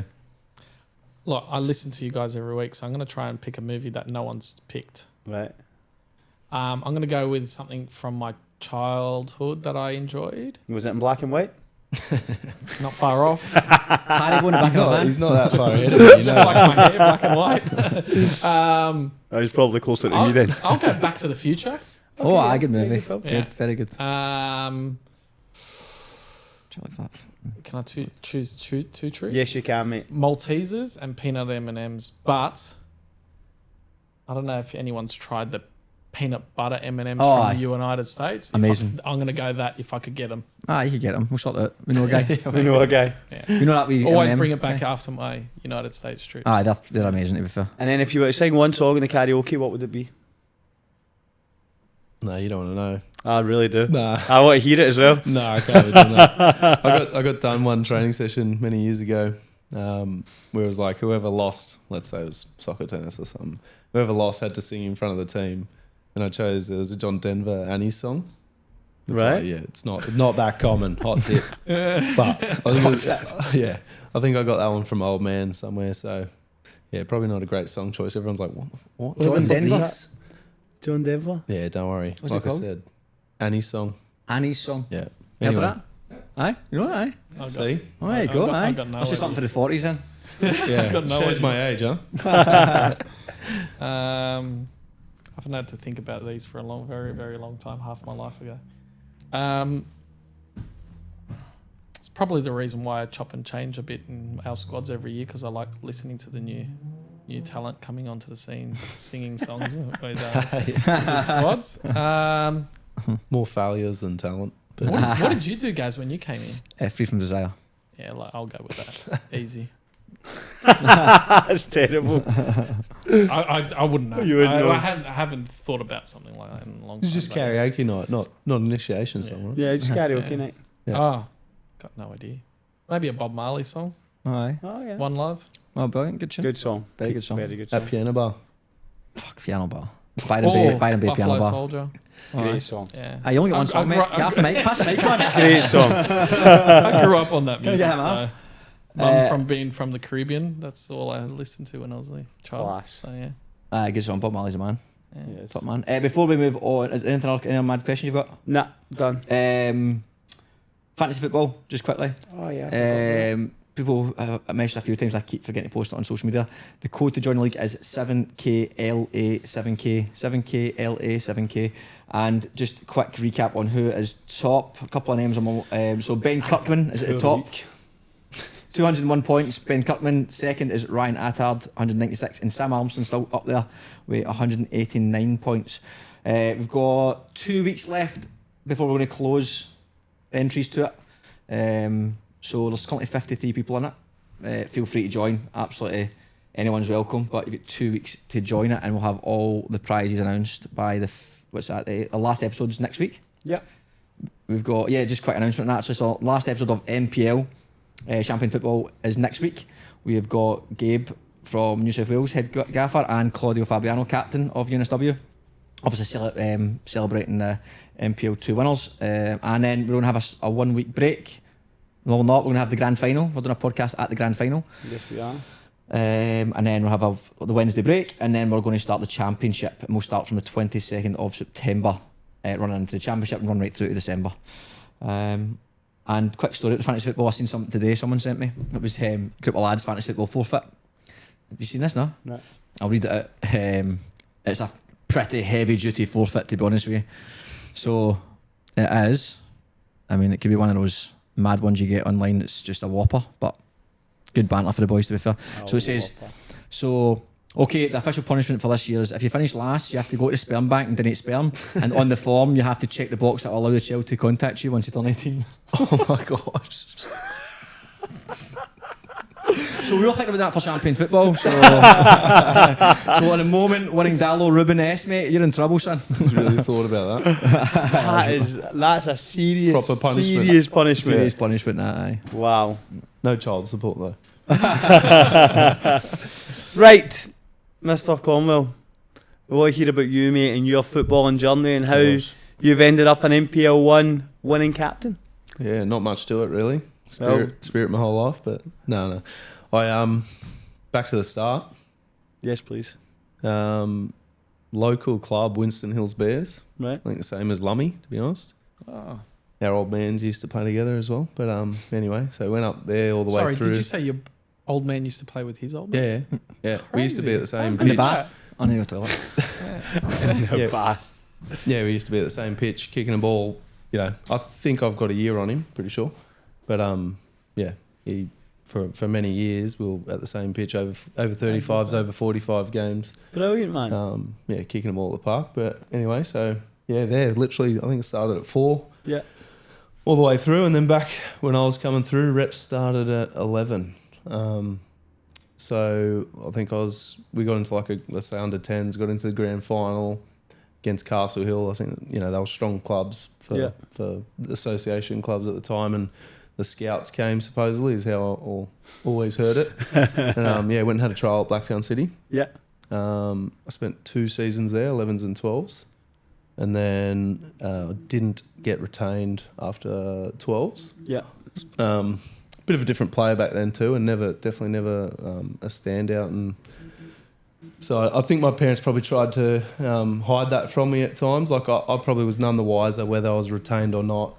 I feel like I was probably protected to somewhat. Just thinking back on it. Yeah, of course. And then so I went and did a trial at Sydney United for 13s, and I think 11s and 12s. Again, it's all a bit of a blur, but I think we made back-to-back grand finals. One of the years was undefeated. Wow. Then we went to... So I had a good CV. But went to United 13s. Had a season there. I think we made the grand final as well. Never won one, by the way. So you got there lucky 3 Perko, times. didn't know that. And after that, went to... I Spirit at the time. Were you always a centre-back? No, I was very small, younger, right back, right wing. Right, okay. Bit of both. Probably I was playing right wing, probably as a youth junior. Yeah, like I said, small, nippy, just lots of running. Always had an engine on me. Yeah. And then probably went with Blacktown and United. Would have been playing probably right back. And then went 14s through to, went to Spirit from under 14s. Been there ever since. So. And how old are you now? 34. Wow. Yeah. 20 years, man. Yeah. He was a midfielder when I arrived. Yeah. That's right. But to be fair, obviously I was at Spirit for a little bit in 2015. I thought you were very good in centre midfield. Yeah, I played 6 for... I've played many positions, not up front ever. Let's get that one clear. Never been a goal scorer, but went from sweeping. I think reading the game well has always been something that I've had in me, and then went centre back, and then coming back into like 18s, and from that senior period I went into a 6 role. But again, football was a bit different back then. Aye. Playing at Christie Park on the grass. dirt that it was. That's what I mean. It was a tough tackle. Like, when I was senior, I was like, Suited he's like my a British. football. He looked like a British centre, like old school centre midfielder, like big tackles, and like you'd hate to play against them. Yeah. Like some of our, we've had successful years throughout there, some downs as well. But one of them, my coach at the time, he was just like, mate, your job is to win the ball. Give it to the guy next to you. But honestly, I'm like, no worries. So you want some I'll clear do it, instruction? Hey, honestly, pretty simple. But So when did you make your first grade debut at Spirit? it's a good question. I Thank you. It's hard for me to actually recall specifically, but I didn't get a first grade contract until I was 21. Oh wow. Okay. So I saw, coming through the 16s. I think our first grade were in Super League at the time. Yeah. And I had Sam Gallagher. If you remember the name, he's played a little bit of A-League at Newcastle Jets. And Manly too? Manly as well, Yeah. yeah. Went and captained them after his A-League career. But when we were 16, and he was worlds above it, even when we were 16, they were debuting first grade and stuff like that. I hung around in my age group for many years. Did the 18s through, 20s, and then, probably when I was in the 20s, First year or second year? yeah, I would have, they would have given me stints here and there, but nothing that felt, not until I got the first grade contract, really. Yeah, okay. But because even, I'm trying to think the coach at the time, but there was a few there. Jason Van Blurk, Tony Wormsley was there, Steve Appleby was there, Laz was there as well. So he was the 20s coach. John McLaughlin. Did Hey? McLaughlin John McLaughlin. ever coach the first team? I don't think John was there until I was in first grade, I think. Okay. Yeah. There was a lot of that, because Yeah. those guys also then went and had a dabble at Mariners in their A-League set up there and stuff. So I think, been around a lot of good coaches at the same time, which is, I'm sure, helped. But, yeah. So then, once you obviously got that first grade contract, were you like shooing to start every week, or was it still a bit of a fight for you to obviously get in and retain a position?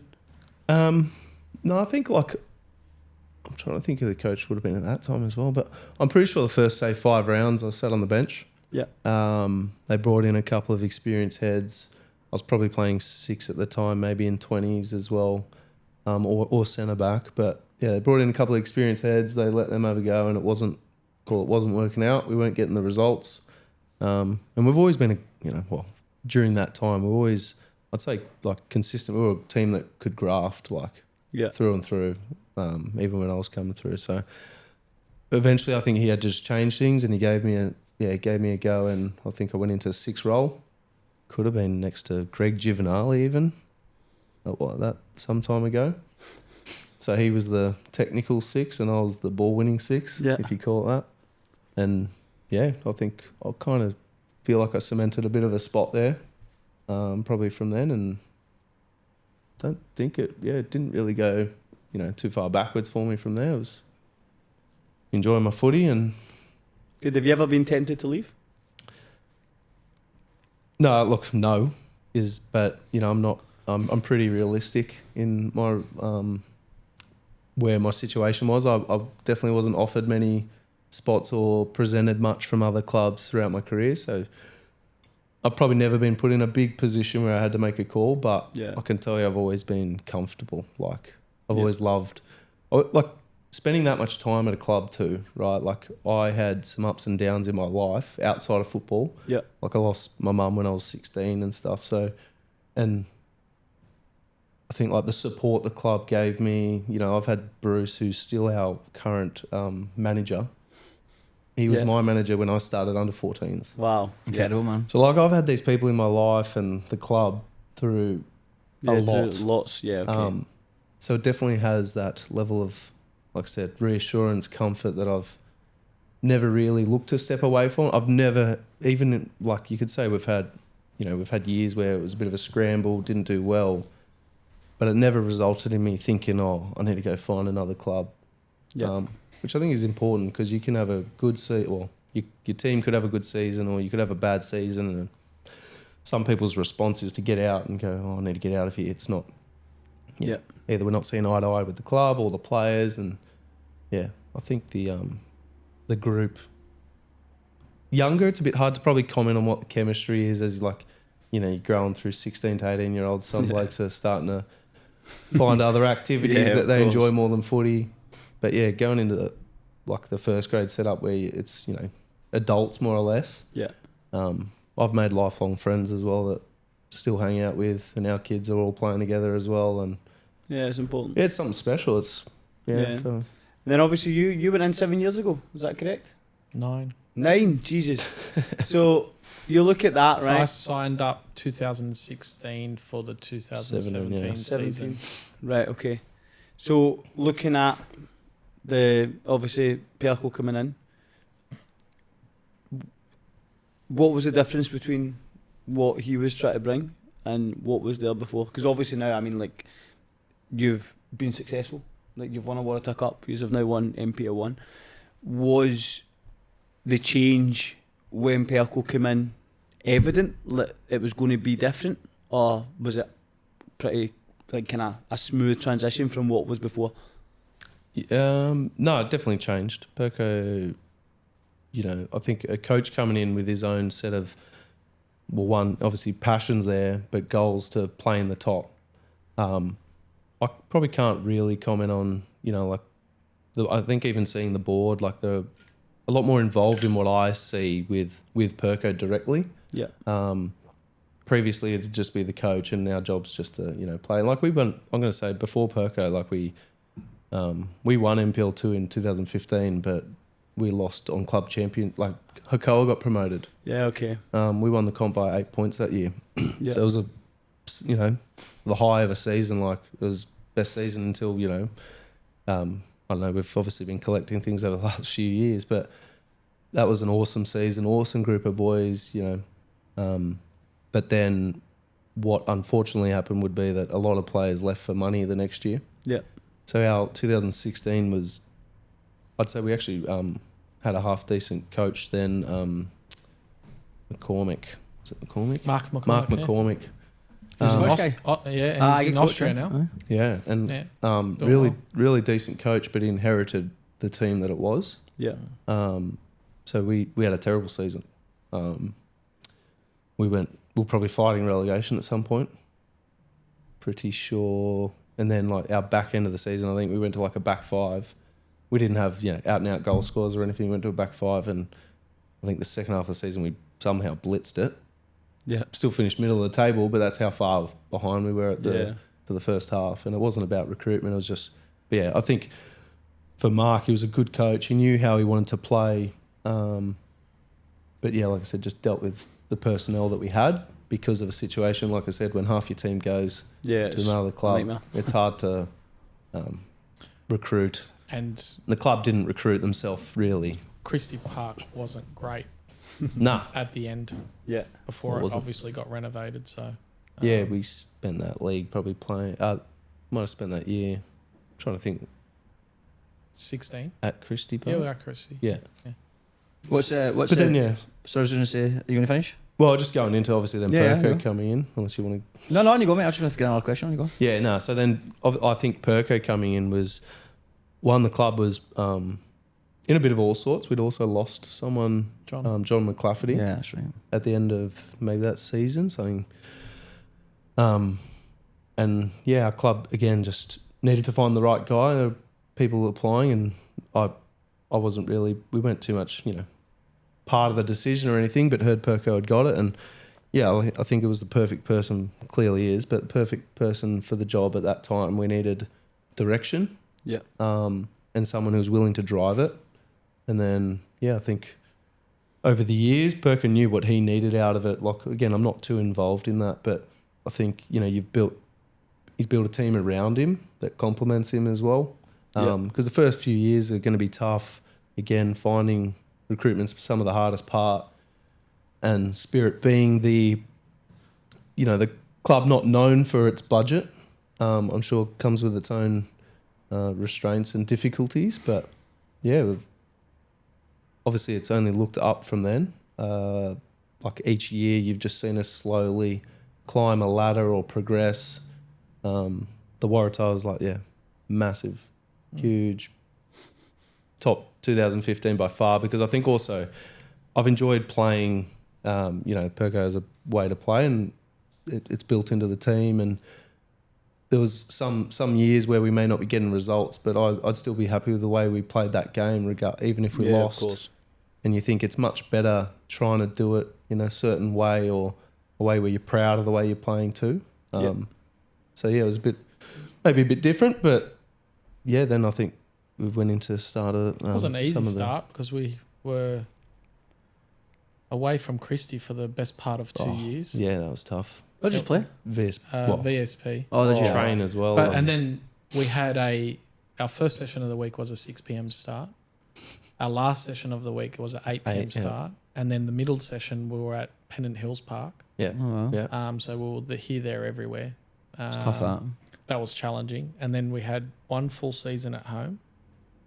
Then we had 2 years of COVID. 2 years COVID, yeah. So first 5 years.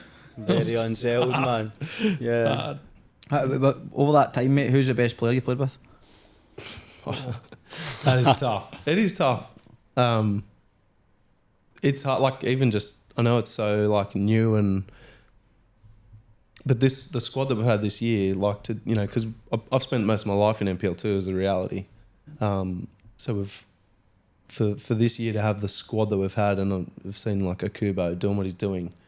I've never had an out-and-out goal scorer in our team. Yeah. Like, that's just puts these chances that shouldn't be going in. And he does it at training, and like the consistency is what the like differences are there. But I don't know. It's hard to really pick one. Like I don't know. Even just we had a bloke in our team when we were in NPL. I think it was Toshi. Was it? Oh, He came from Rydalmere, released him or something. Yeah. But anyway, he came What's his name? across.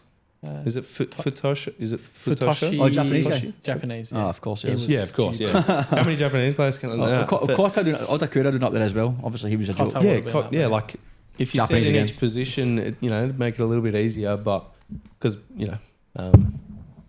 and some of like I don't know, Mikey's been massive for us. Yeah. For like consistency, and I think this year the difference is he's had people who can complement his style of play. Yeah. Rather than previously we've had to rely on him. Hey, we need you to pull a rabbit out of the hat here on your own. Like Yeah.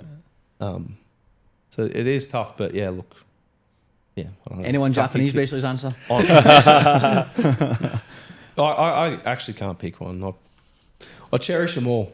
There you go. One thing I think with captaincies, even in professional football, it's not quite the same as it was when I felt growing up. I felt captains in a club was like you thought of every club, say in the 90s, you think of every team, you knew exactly who the captain was, or like a big massive figure.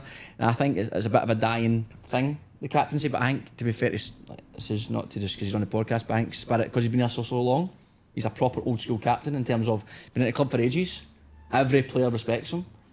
He does everything right. He's got heavy standards, still like keeping the old jobs and the kids doing the stuff and all that sort of thing. I think that a lot of that comes from because, which I'm lucky for, like Subby kind of mentioned, these like I had a real grafting kind of old English style of football before I came there. So culturally, it was like that. So the leaders before him were exactly the same. I remember. I was Exactly. there. Because the first captain I had was Richie. That was his last season. Daniel Cunningham. How do you get a nickname Richie? But anyway. Richie Cunningham, the TV show. I think. Okay. Yes. That's it. Yeah.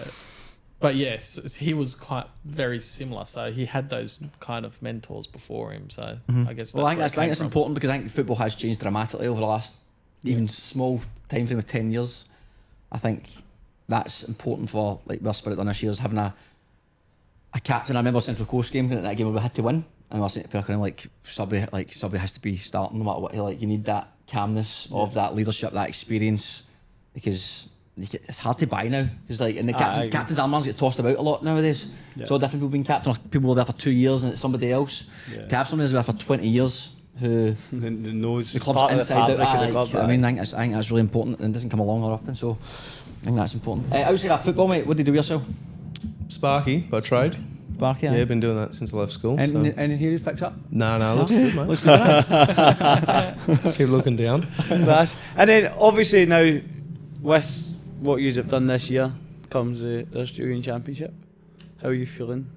Kind of moving there and almost for you, with someone that's been at the club so long, leading them to something that's completely new for Australian football. Must be quite exciting. Yeah, look, I'm stoked. I'll take it 1 year at a time. I like to not get too I don't know, invest. Like I think I just appreciate like the journey that we've been on for the last 5 years or so. Because I think again, Perko reiterates to some guys that, or to the guys that these things don't always come around often in people's careers, and you got to appreciate them, take them all, put your 100% effort into everything that you're doing if that's what you want out of it. And I just feel like fortunate because not just that, we've obviously had that round of 32 run, I think, during the Waratah season, round of 16 run the year after. So Last year. last year, yeah. And so each year, like I said, it still felt like a success for the club in some way. So yeah, like this is just another one just to jump on the back of and Enjoy. yeah, enjoy it. Honestly, I'm a bit too old to say that this is. I'm a professional footballer, and so look, I'm just enjoying being on the ride. That's class, man. And probably the most important question is, how's the numbers for Byron Bay looking? Obviously, Yeah, I think we're about 15. It's 15, it's aye. sharp. Yeah, it's good Solid. turnout. You'd hope so after a year that we've had, but it's decent. Aye. We've got 22 going to Cairns. And you've only got a 16-man squad, unbelievable. guys, you going again? 22, man. Mental. That's a great turn at Cairns. You went to Cairns last year. Any feedback for the boys? Cairns? Yeah, that's where they're going. Oh, look, the younger boys didn't enjoy it that much. They all complain too much, but I had some good experiences in Cairns, Gold Coast, even Melbourne. We used to go to Melbourne. Melbourne's a good night out, but isn't it? Yeah, we haven't done it for a very long time, but when I was probably early first grade, we used to go down to Melbourne every year, but yeah, biggest struggle getting 15 blokes into the same club. Yeah, of course. Aye. But yeah, we haven't. I don't know. Byron, I don't know. Who knows? Maybe it's just the time at the moment, but the boys seem to enjoy that more. Yeah, class. Mr. Perkovic. You know when to do that first? Oh, okay. Shout out, to Deploy, who develop Australia's best value for money footballs, tailored to every price point and category. From day one, Deploy has focused on engineering footballs for purpose, especially for junior progression. They bridge the gap between entry-level training balls and elite match balls. And now with the launch of Deploy's new Elite Match Ball range, they offer a complete football pathway for every age and level of the game. Deploy are the official match ball providers for 14 local Premier Leagues around New South Wales and are the ball of choice for many NPL clubs. Lovely. Right, Perko. Yes. You can interview Perko. I talk to him every fucking day. Complain about it every other day. Congratulations, first of all. Thank you. Thank you very much. Obviously, we've had you on before and we've spoken about your Yep. kind of footballing background and journey, etc. When you took the Spirit job, Yeah. did you see the club winning NPL 1? No. No. I don't think you can see that far ahead, Of to be course. honest. And I wouldn't even my longest stint at a club was like a couple of seasons when I started there. So, so to think that I'm there 9 years later is pretty crazy. But yeah, in a short answer, I didn't think that long term, to be honest, when I first started. Yeah, so looking at obviously getting out of NPL 2 originally into NPL 1, each year you've got done a bit better in terms of finishing position. Finishing position, yes. Our points from first season to second season actually went backwards, Right. but we finished one Higher. spot higher. Yeah. Yeah, it was definitely challenging last year, that's for sure, compared to the first year. Yeah. More challenging. So with that, obviously looking at progression, what have you changed or have you felt you've had to change to keep moving forward? From last year to this year? From your first year in NPL, let's say NPL 1. Let's say. Yeah. Oh, So- okay. I guess we kind of had a similar approach from first year to second year. And coaching staff and I were, we kind of do a bit of a review at the end of every year. And we weren't very kind of happy with... we didn't feel we made progress from year 1 to year 2. We felt like we actually stepped backwards a little bit. Why was that, do you think? Recruitment was difficult. We lost Kota Odokuro, who was with us for a long time. Probably, as a number 6, he was pivotal to the way we played, and we were relying on Corey to fill that gap. But Corey Bailey played that year for us. He was injured a lot. And just other areas on the pitch, we probably had a similar approach to recruitment that we've kind of always did. So we just didn't look at recruitment. We looked at, that was part of what we did. And the other part was we looked at everything. Like Gary and I talked about training days. We changed that around. We used to train Monday, Tuesday, Thursdays. We changed it to Tuesday, Wednesday, Fridays. Yeah. Felt that was a winner. Boys love that decision. You loved it last weekend, that's for sure. So yeah, we changed it, and like we even talked about how the boys going to react, not having a Friday night, not having a Saturday night because we play Saturdays. I said, with all due respect, we play early enough on a Saturday. And you still could go to, like, for the younger boys, maybe not for subby, but you still can go out to dinner after training because we finish 8 o'clock on the dot on Friday. So if they want a quick shower and go out to dinner, they can. Yeah. But probably 9 o'clock, they're still all having showers. So we were slightly concerned with that, and I was just took the initiative and just said, no, stuff it, let's just go for it and see what the repercussions is. And no one actually said it to us, any issues. There were probably a lot of dressing room chats about it, but no one actually complained. I think it was a great change.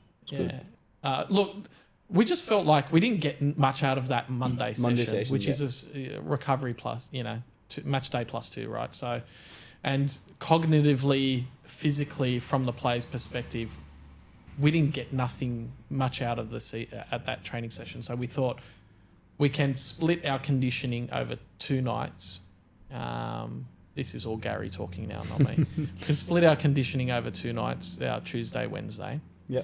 And we can have a bit more of a tactical focus on both those sessions instead of having one typically conditioning one session, hard session, and one one tactical session, right?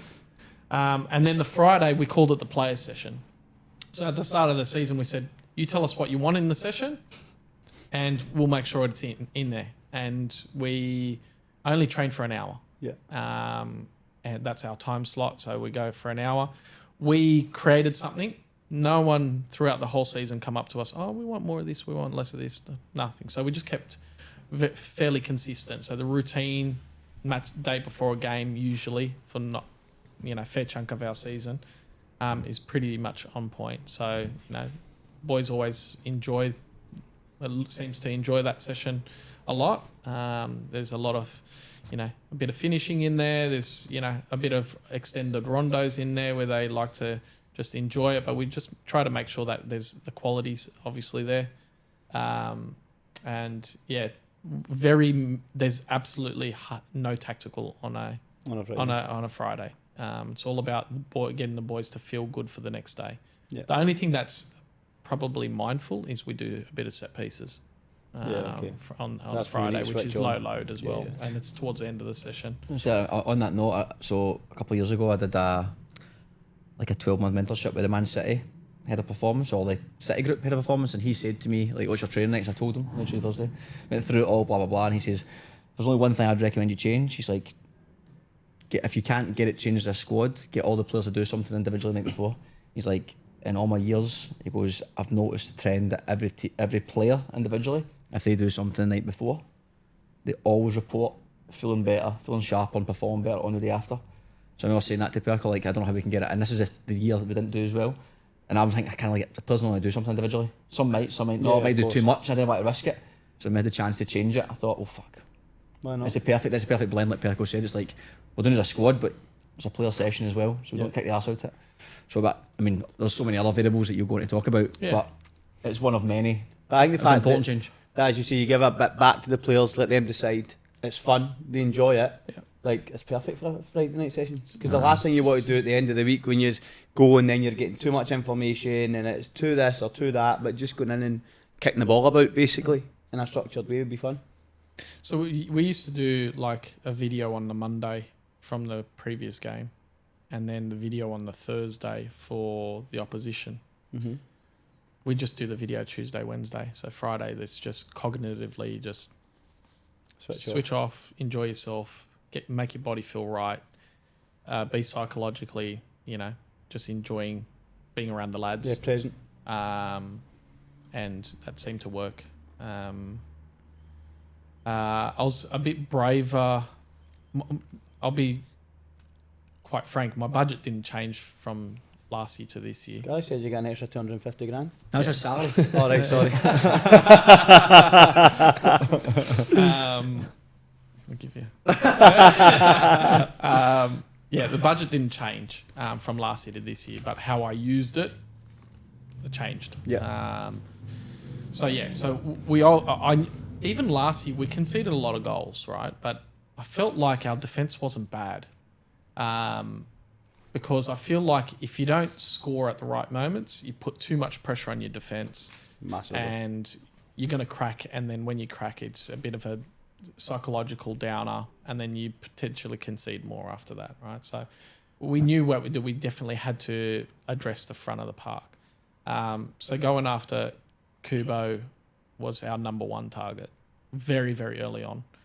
I thought it would be, one, realistic because he was in the team that was coming last, and two, I went very, very early to try and get him signed, sealed, delivered before any potentially financially more better. able clubs Yeah. come into the mix, right? So that's what we done, and we got him very early. So that was one big tick straight off the bat.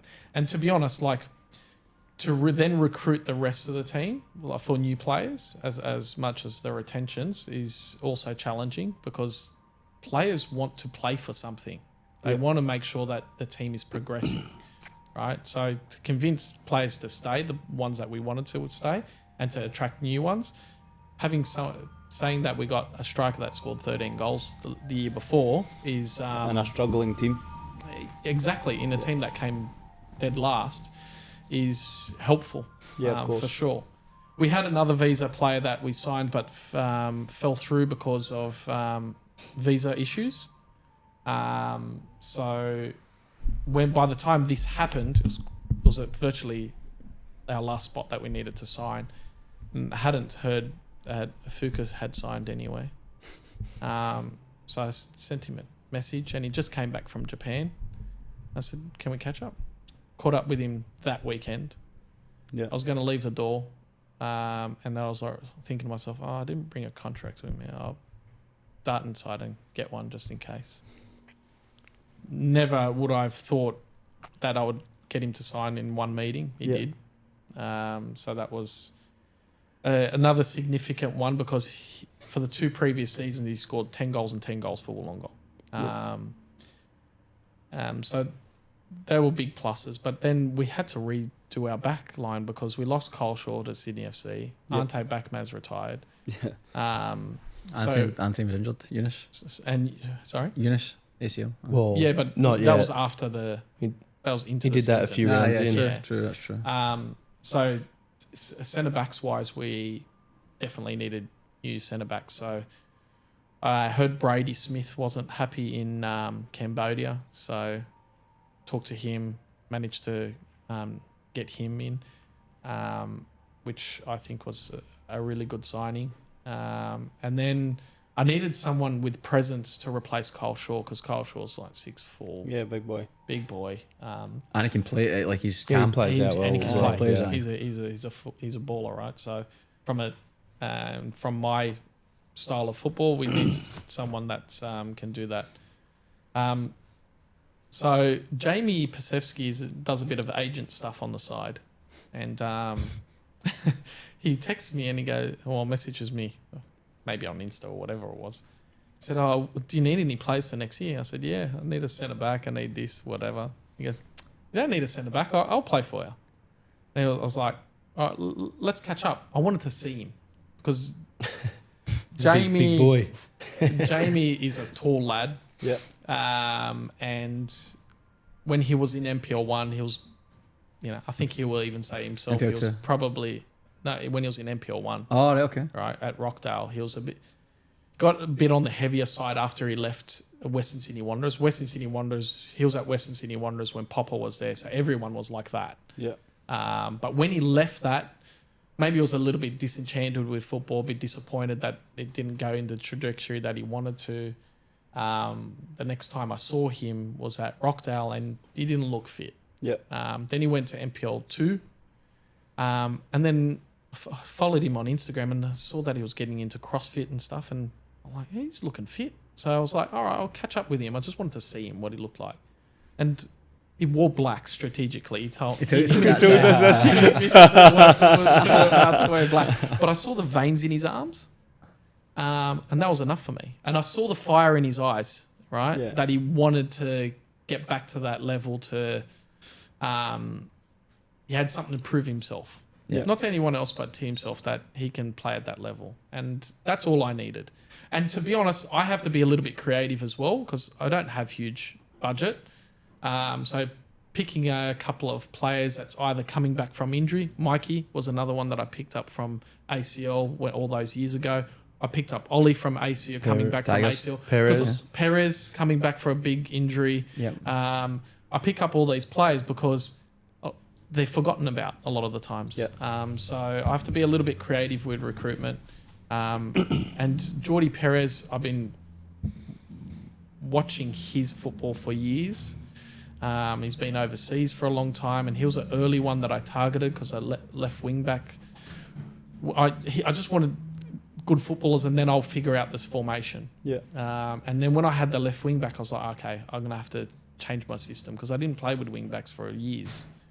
So I thought of a different way to play once I had him, and then in the end of the day, formation is just a starting position. So. But it was the first time I ever coached the back five this year. So it was was how we spent our budget was different. 2, changing training nights was different, and then 3, what was the third one? I just missed recruitment. Yeah. Look, obviously I think recruitment's been key, massive this year. Of course, it always is, isn't it? And like it is, but also there's been certain years where I've found and I thought, again, I don't get obviously too involved, but I've like, gosh, he's changed a lot of personnel this year. So you don't even me coming into it going, it'd be interesting to see what we're dealing with this year because it could be, maybe it's 8 players that have been shipped, passed on, and it's always about he's always trying to find someone that's going to put pressure on whoever's starting, like so that no one's comfortable. Yeah. It's obviously different I'm going to say it is definitely different in NPL too, where you're generally going, we need to start our 11 kind of week in, week out is the feel that you got when when we were playing that. And if you weren't, your depth was always probably on the lighter side there. And this year, I reckon no one really felt safe. And as much as I know, Mike, Akubo and Afuka doing their job. You had Harry on there. Exactly. You got Harry, these young blokes coming through who everyone had pressure on them. Yeah. No one was safe. And you need that though. It's so important, you have to. All those 3 new wigs was coming back. Afuka and Gakubo didn't know really who he was. Yeah. But when Wiggs started training, my God, he looked unreal. He was just started not making everyone. Like those small-sided games, Wiggs is just stupid good. Yeah. And so those players coming into our year, even into the league for the first time, knowing what he was doing in training, coming back from an ACL, was like, and that's like come the window for you guys. That's like a new signing. That's like someone 100%. Going out and getting Ethan Roberts for us. Because when did he start? Round 15? 18, I think it was. A little bit after halfway, but before the window. And we'd still been getting results and strong. And he's only boosting that, which is the frightening but beautiful 100%. Thing for us. And credit to him, I had a conversation with him because our front 3 has been great all year. I'm like, I need you to do a job this week at wing back. And he goes, wherever you need me, Gaff. He's just, he's just been fantastic coming back and welcoming in that role. And his attack from that wing back role has been so good. He was definitely a help. So with that, you've just said, my next question was basically around your kind of style of play, because if you speak to people, it's very, you like to play football. You like to play an attractive brand of football, but obviously this year you've had to change, as you said, to coaching a back 5. Has there been much kind of, let's say, principle-wise, you've changed or developed over your time at, because obviously the game's kind of constantly changing. Is there anything big that over your 9 years at Spirit you've kind of you look back on and be like, I can't believe I used to do that? Not so much that I can't believe I used to do that, but I think if you ask most people about my coaching style, it's like I want to kind of knock the ball around and things like that. So I self-reflect a lot and I watch our games back too many times. Opposition knows what they're going to get when they come to us. Yeah. So I think when planning for this year, my aim was to give the players on the field the awareness and the ability to make decisions that they feel is the best in that moment to either go over, around, or through the opposition, because the opposition's always going to give you one. Yeah. Right. And if you do exploit that one really well, a good opposition will then navigate in the game. So if they, and as I expected, everyone will come out to press me because we want to play out from the back. Yeah. And if you look at our first couple games, we were the most direct team in the competition. Yeah. But no one really adjusted, so we just kept on going direct. Eventually, teams started sitting off. Some teams started sitting off, and then we were able to play a little bit more, go around teams, go through teams. I think that's why we scored so many goals this year, because you look at our goals across the year, there's some direct variety, play, there's some wide play, there's one of our goals was 20-something passes. Yeah. I think it was Wanderers. Wanderers, I think it was the one you put through to Marco and put Mikey. Mikey scored. Is that one? Yeah. And so we've scored a ton of different types of goals. So I've been trying to arm our boys to, hurt teams in different ways. And that makes, I'm thinking, what would I hate to be the opposition coach is not knowing how to approach a team. Yeah. Right. So if a team can score many different ways, then that's a nightmare to play against. Right. So I wanted to move away. I wanted to exploit the kind of stigma that's around my type of football, always wanting to play out from the back. So I was like, okay, if it's direct, and having someone like a Kubo that you can hit, like he's not that big, but the guy is enormous in terms of throwing a body around. Like throwing his body around. He jumps early. It's a centre back's worst nightmare, to be honest. And you just, in round 2 when we played Blacktown, that direct ball from Brady straight to Kubo just muscled him off, got around, took him 1-on-1, bang, goal. Yeah. You can't be 1-on-1 with Kubo because he'll just skin you, right? Yeah. So, and then if you're taking too much attention for him, then we got Taki and Mikey sitting in behind him, right? Yeah. So that was my goal this year, to hurt teams in different ways, depending on their strengths and weaknesses, and just trying to enable our players to identify those moments, and we try to do that in training as much as possible. Class. And then looking at the start of this season, I'm sure every year you might think, my aim is to win the competition, or all the competitions you play in. Yeah. When did you really believe that it was something that you could do? Round 3. Round 3? That early? Class? So, I'll say round 3 because... You're round 2, weren't you? I'll let him go first. I'll tell you when I reckon we thought it. There's 2 moments. Right. I thought round 3 first was our first part, because it's no secret we got the wood on Blacktown. We're probably their bogey team. Since we entered the competition, we've been very, very good against them. We've only lost 1 game out of 6. Yeah. Even when we were terrible. And we generally, feel fairly comfortable with them. I don't know what it is about us and what it is about them, but you always have that team. And if you ask Blacktown, I think they would say it's us, right? So it wasn't the Blacktown game where we won 4-0. Plus they had a red card, which kind of influenced it as well. So, right. So, but to beat Apia at Lambert comfortably 3-0, that's when I thought, we're onto something here. Yeah. The second moment was definitely because we went through a phase where it was difficult.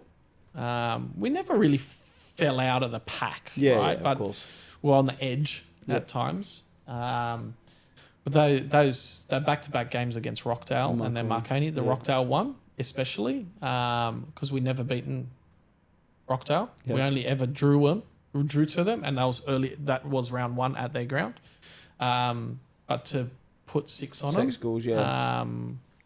to score 6 goals, and we didn't win by 6, but we scored 6 goals. I think that was the moment that we knew that we had a genuine chance, and then backing it up the next week against Marconi at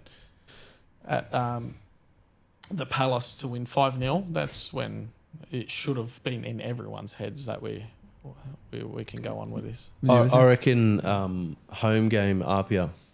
So round 2. Sorry. Yeah. Yeah, round Second, 2. When Jamie scored the header, the last minute. Ah, okay. So like once we'd done Blacktown and Apia 6 points, Yeah.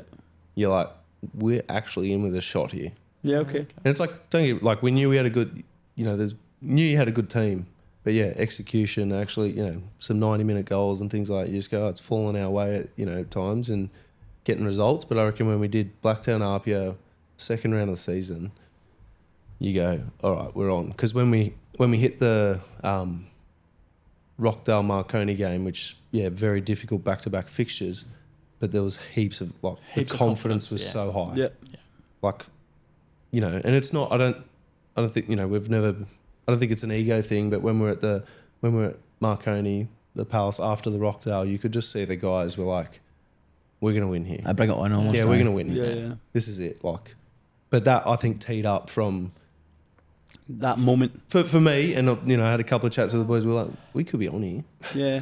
And that's fair enough because they pumped us in the Australia Cup at home. Yeah. So then was that the week? and it was 2 weeks earlier. Yeah. Or 1.5 weeks Yeah, earlier. it was very fresh. And then to 1.5 weeks later just to win in virtually injury time. yeah. We talk about moments, right? Apia, we've obviously beat Apia by 2 points to win the league. Yeah. Do you remember the 90th minute? Denmead. Was it Denmead went through 1-1? He missed. The Denmead goes through point blank, 6 yards out to Chris, and he puts it by the post, and then 90 seconds later we score. 1-1-0. That's It's it. mad, isn't it? Talk moments, man. Yeah. It's mad. Crazy, man. Crazy. Because that's we're similar by SD. Like, see when Fig caught the ball outside the box, Aye. 89th minute, we score the free kick. And then, Oh, bloke. and then we beat them 1-0. Oh my God, it's wild, isn't it? So that's what makes the season, right? Those Those dodgy Making lines those- on your pitch. making those Thank God moments. for the limes. Like last night, we've the other thing that we've changed. This year, I created a narrative. I've never done it before, and I said I want to centralise the focus of the team because in a 30-week season for semi-pros, you can get lost. Yeah. Right, Even as a coach, that's, I try to stay on the ball as much as possible, but you can get lost in a massive season. And it is it's a longer season in Australian football, right?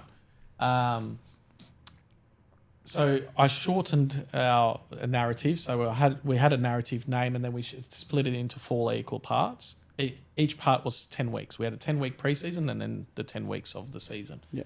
And we named every single stage and we told them what objectives we want. It had nothing to do with how many wins we wanted. It was all about outcomes, where we wanted to be on a journey throughout that 10-week process. So it kind of centralised. I feel like the aim was to centralise the focus of the squad. What impact that made, you have to ask the players. But I just felt like it put everyone a little bit more on the same page. Yeah. It got everyone a little bit more on the same page. So I would like to think that had a bit of an impact as well. And then last night we just showed, we obviously extended that period and when we named an extra one to added time and then to start it off, we showed all the goals that we scored that was last minute or in injury time, and there was a few this season, just to get that feel of football fitness. That's it. Just to get a feel about what this part of this period of the season was, because I told the boys from the outcome, being the best team over 30 weeks is the most important thing to me. I grew up watching European football. There's no finals football. I get that Australian football, it's important, and it is important, right? But for me, being the team over 30 weeks is what's most important to me, right? So now that that's been accomplished, we 100% want to do the double. And the treble. Wow, we've got to do the double before thinking about the treble. So we definitely want to give it a fair crack, but we've got a challenge ahead, but we'll see what that is. Of course, and then obviously now, just like I was saying to you, we've got the first time that the Australian Championship's going to run. How do you feel about it? Are you excited? To be honest, I haven't really thought about it that much. No? I think it's very different for us as a club compared to the foundation clubs because they've had all year to think about it. Yeah. Where we've only found out about it a few weeks ago. 2 weeks ago, eh? 2 weeks ago, right? So it's in the back of my head, no doubt. And the players obviously seen a few new players that's coming down to training for us to potentially discuss to add to our squad. Yep.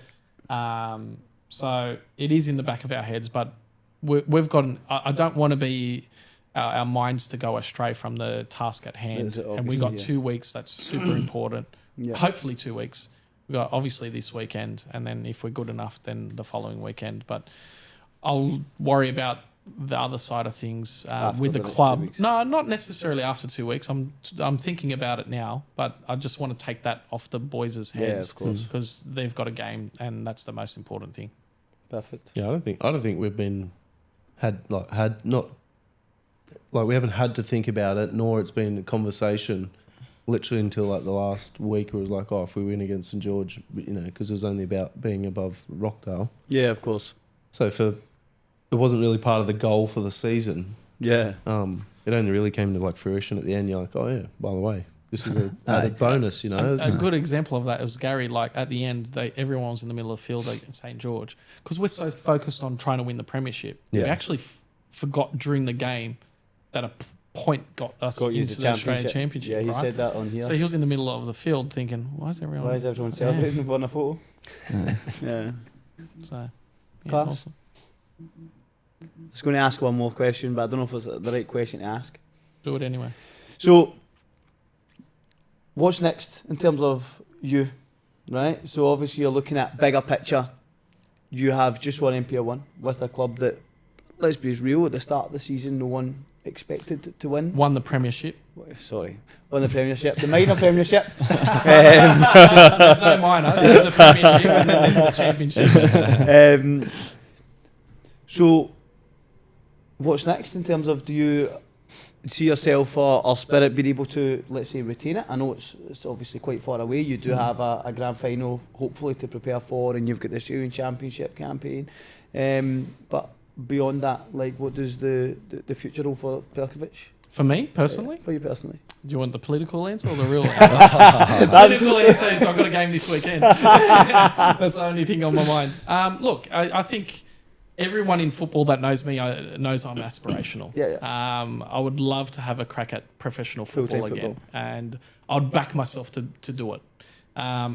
There's been a few rumours that, potentially of an assistant role. I can tell you categorically, I would not take an A-League assistant role. Yeah. I've been long time too much of a head coach to be a good assistant coach. I understand that completely. So if someone wants to take a punt, I'm willing to back myself. But I'm enjoying what I'm doing, absolutely. And that's always been in the back of the head because that's always been the goal, right? So nothing's really... The winning the premiership hasn't changed that. Yeah. I think it just then that's in the back of the head. What's in the front of the head? We've got a game to play to get into the grand final. Yeah, fair. And then I'll worry about the championship. So there's so much football on that there's not much time to think about anything else. No, that's true. And I think that looking at the job that you have done is, you're not blowing smoke up your ass, but it's incredible. You've done a huge credit to you in terms of having a way that you see football, building on it year on year to get to the point now where it's so instilled in a group of boys that are buying into exactly what you want, and this is the outcome. So looking at let's call it a trial run, just for the sake of it, for what could be next in terms of full-time football, given the time and not the same tools as other people, you still managed to get Spirit to win NPL 1. It's a massive credit to you, so well done. Thank you. You're welcome. And before we move on, I think what's good about you, Chaz, is you're a man of your word. And if you remember, several weeks ago, you promised that if UNSW won the league... I was never in doubt, man. you would sing us the UNSW song that you knew the words off by heart, apparently. So But see, that was actually the problem there. The problem there was that I didn't know the words to the song off by heart. Funnily enough, I saw some celebration footage, and I was trying to look for you to see if you actually did it. But you know, that's the thing, right? Because it starts and the way it goes, you get away with going and like you can just kind of, because your enthusiasm is Hey, next level. Don't be embarrassed. I've been at Spirit for 9 years and I still don't know the full song of ours. right, Chaz, on you go. Take it away. You got a microphone? Got a microphone. I'm actually taking the microphone away so I don't hurt people's ears too much. You're all right. On you go, mate. Right, those. I've actually got the words here. Here, in front of me, guys. Actually, do you know, it's funny because I was talking, so I brought it up in the pub, right, and I actually said, I was like, fuck. I've told them that obviously we win the league, that I'll sing this song. And I was like, Mitch, I don't know the words to the song. He was like, what do you mean? And Mitch has been there for longer than I have. I was like, I don't know the words. So then the pair, I don't know who was next to me, was like, I don't know them either. And then so Mitch Everyone put it started in the group chat. So you can sing it. And then Nathan Roberts has put underneath, you're only 9 weeks too late. Aye. So again, it's not just me that's obviously been stitched up with no words. So There we go. Let's go, mate. those magnificent men in the yellow and black, they're out on the field, there is nothing they lack. They score all the goals and they don't need your luck, because after the game they will all run amok. Up, down, running around, passing the ball and amazing the crowd. They are a colourful bunch, those magnificent men, those magnificent men, those magnificent men in the yellow and black. Hey! Woo! Good song, that, by the way. Quietly, Gary, what rhythm do you have, man? Creative. I know, it was throwing me off. I was like, am I singing in tune? Hey, but he didn't get brought up in Bob Marley. I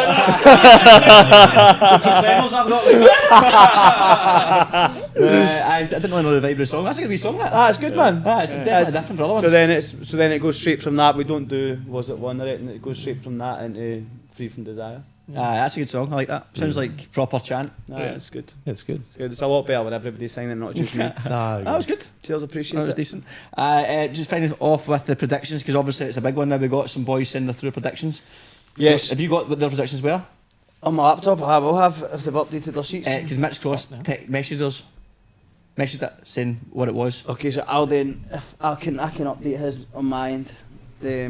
So basically, what we're doing for there was 7 people that finished in the two highest scores, the predictions over the course of the season. So what I've done is change the format, obviously with finals. So each round of finals, I'll update. Everyone's got a personal spreadsheet, so they'll get points as we go. But the way it's worked is, I've asked for scores, match winners, scores, and type of win. So is it going to be normal time, extra time, pens? Is that just to split them even further? Yeah. Okay. So there's more points available. So I've got Sparky's here. I'll open it. He's not updated. He's not done it. He's will be back to Scotland. So correct team to win is 2 points. Correct method is 2 points, and correct scores 5 points. Okay, we don't have to go through it. It'll probably take too long to go through every day anyway. So the first games that we've got Marconi and Sydney United. That's obviously all we can. And Rockdale and Blacktown. They're the only 2 games that we can comment on before the weekend. So hold on, are they also doing Central Coast and Prospect? No, Central Coast and... I've just gone NPL 1 final. Oh yeah, okay, aye. And then what? So after this game, this first. So game, after tomorrow, I'll be able to go Eliminate get people? everyone's. No, I'm going to keep the competition until the grand final. So I'll keep updating each person's Google Doc is obviously exclusive to them. So I'll just update it after each round. I'll keep tally of the points. I'll change the games. And then come after grand final, we'll have a... And the finals are what? Bay, Seca?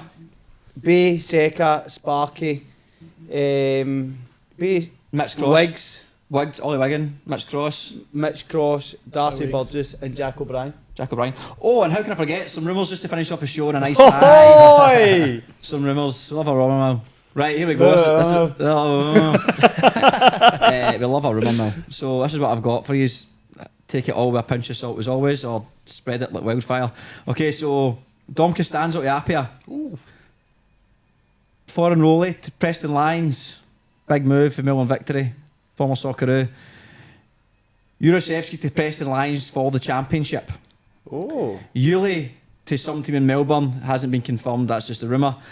The big talk that's I think has been the not so secret. Blake Rashuto, Jurasevsky, potentially others. Sorge, Mario Shabau, even Simmons has been mentioned to go to Bankstown City. They're going for the Asian Champions League next year. This should be flying. Under 15s Manly coach to potentially take over as a head coach for next year. Again, that could be a whopper, but we'll see. Haliti from Olympic going to Central Coast Mariners. I don't know in what role. And then also heard a rumour of Sekenis and Flea moving to another club, and that potentially being Sydney Olympic. All of that could be absolute nonsense. All of it could be true. We'll know in due course. There's also a rumour that Chaz Samashonga is no longer playing football, which is aye. bloody brilliant, man. Well done, mate. Retired. I know. Do you know what? This is me blowing smoke up his ass. I actually think the only reason I get through the season is because I trained. Genuinely, but my body's absolutely cooked. Football fitness at you. Guys. I actually went to the physio, and the physio told me to take things out of my programme. I showed them what I was doing in the gym. Oh. So I stopped for 2 weeks. I felt so much worse, man, and I just went back to doing exactly what was in my gym, and it was better again. I wouldn't say better; it's not good. But how you got through the season? Mate. Got your title, mate. Got your title. There you go. Fuck, there was actually something Pop was going to say there. You retired. Oh, there's a charity match. Oh, aye, there's a charity match. Chaz and I are playing in the UBF charity match for. Cool. Is it 27th September? Nah. Yes. Oh yeah. 27th. It's awards night. No. Is that a Thursday? No. 27th September is the awards night. It's a weekend, sorry. That's a weekend. It's over the weekend. So that's a Saturday. No, 27th is a Saturday. Yeah, that's what I said. It's a Saturday. That's the awards night. So it's daytime charity match, and then after nighttime's event. Is it the 27th the charity match? I think it's the 27th daytime. Oh, what's your calendar nights? Yeah, I know, mate. Can you update mine for me, mate? Where is it? Wanderers. It's at Wanderers. And the awards night. The awards night's nighttime, isn't it? No, yeah, but it's Randwick. Randwick Racecourse. That's all right. Jump on a train. We carry it for the train. Cheers. I'll drive. Cheeky. You drive. Brilliant. He's a different driver. Oh, anyway, charity match. The 27th, I think. One's for the Heart Foundation. One's for. Is it Cancer Research? Cancer Research. So I don't know how else is involved, but there'll be plenty of goals because Chaz is in goals, so he'll be flying. And look, good luck to everyone in the semi-finals tonight, or the preliminary finals, whatever it's called here in Australia. And the playoffs at the weekend as well. Yeah. And of course, lads, thanks for your time. Right. I'll see you in about 3 hours. Thanks for having us. Magic. Yes. Okay. Unavailable. Cheers. Cheers, guys. Thanks, guys. Yeah, good episode, man.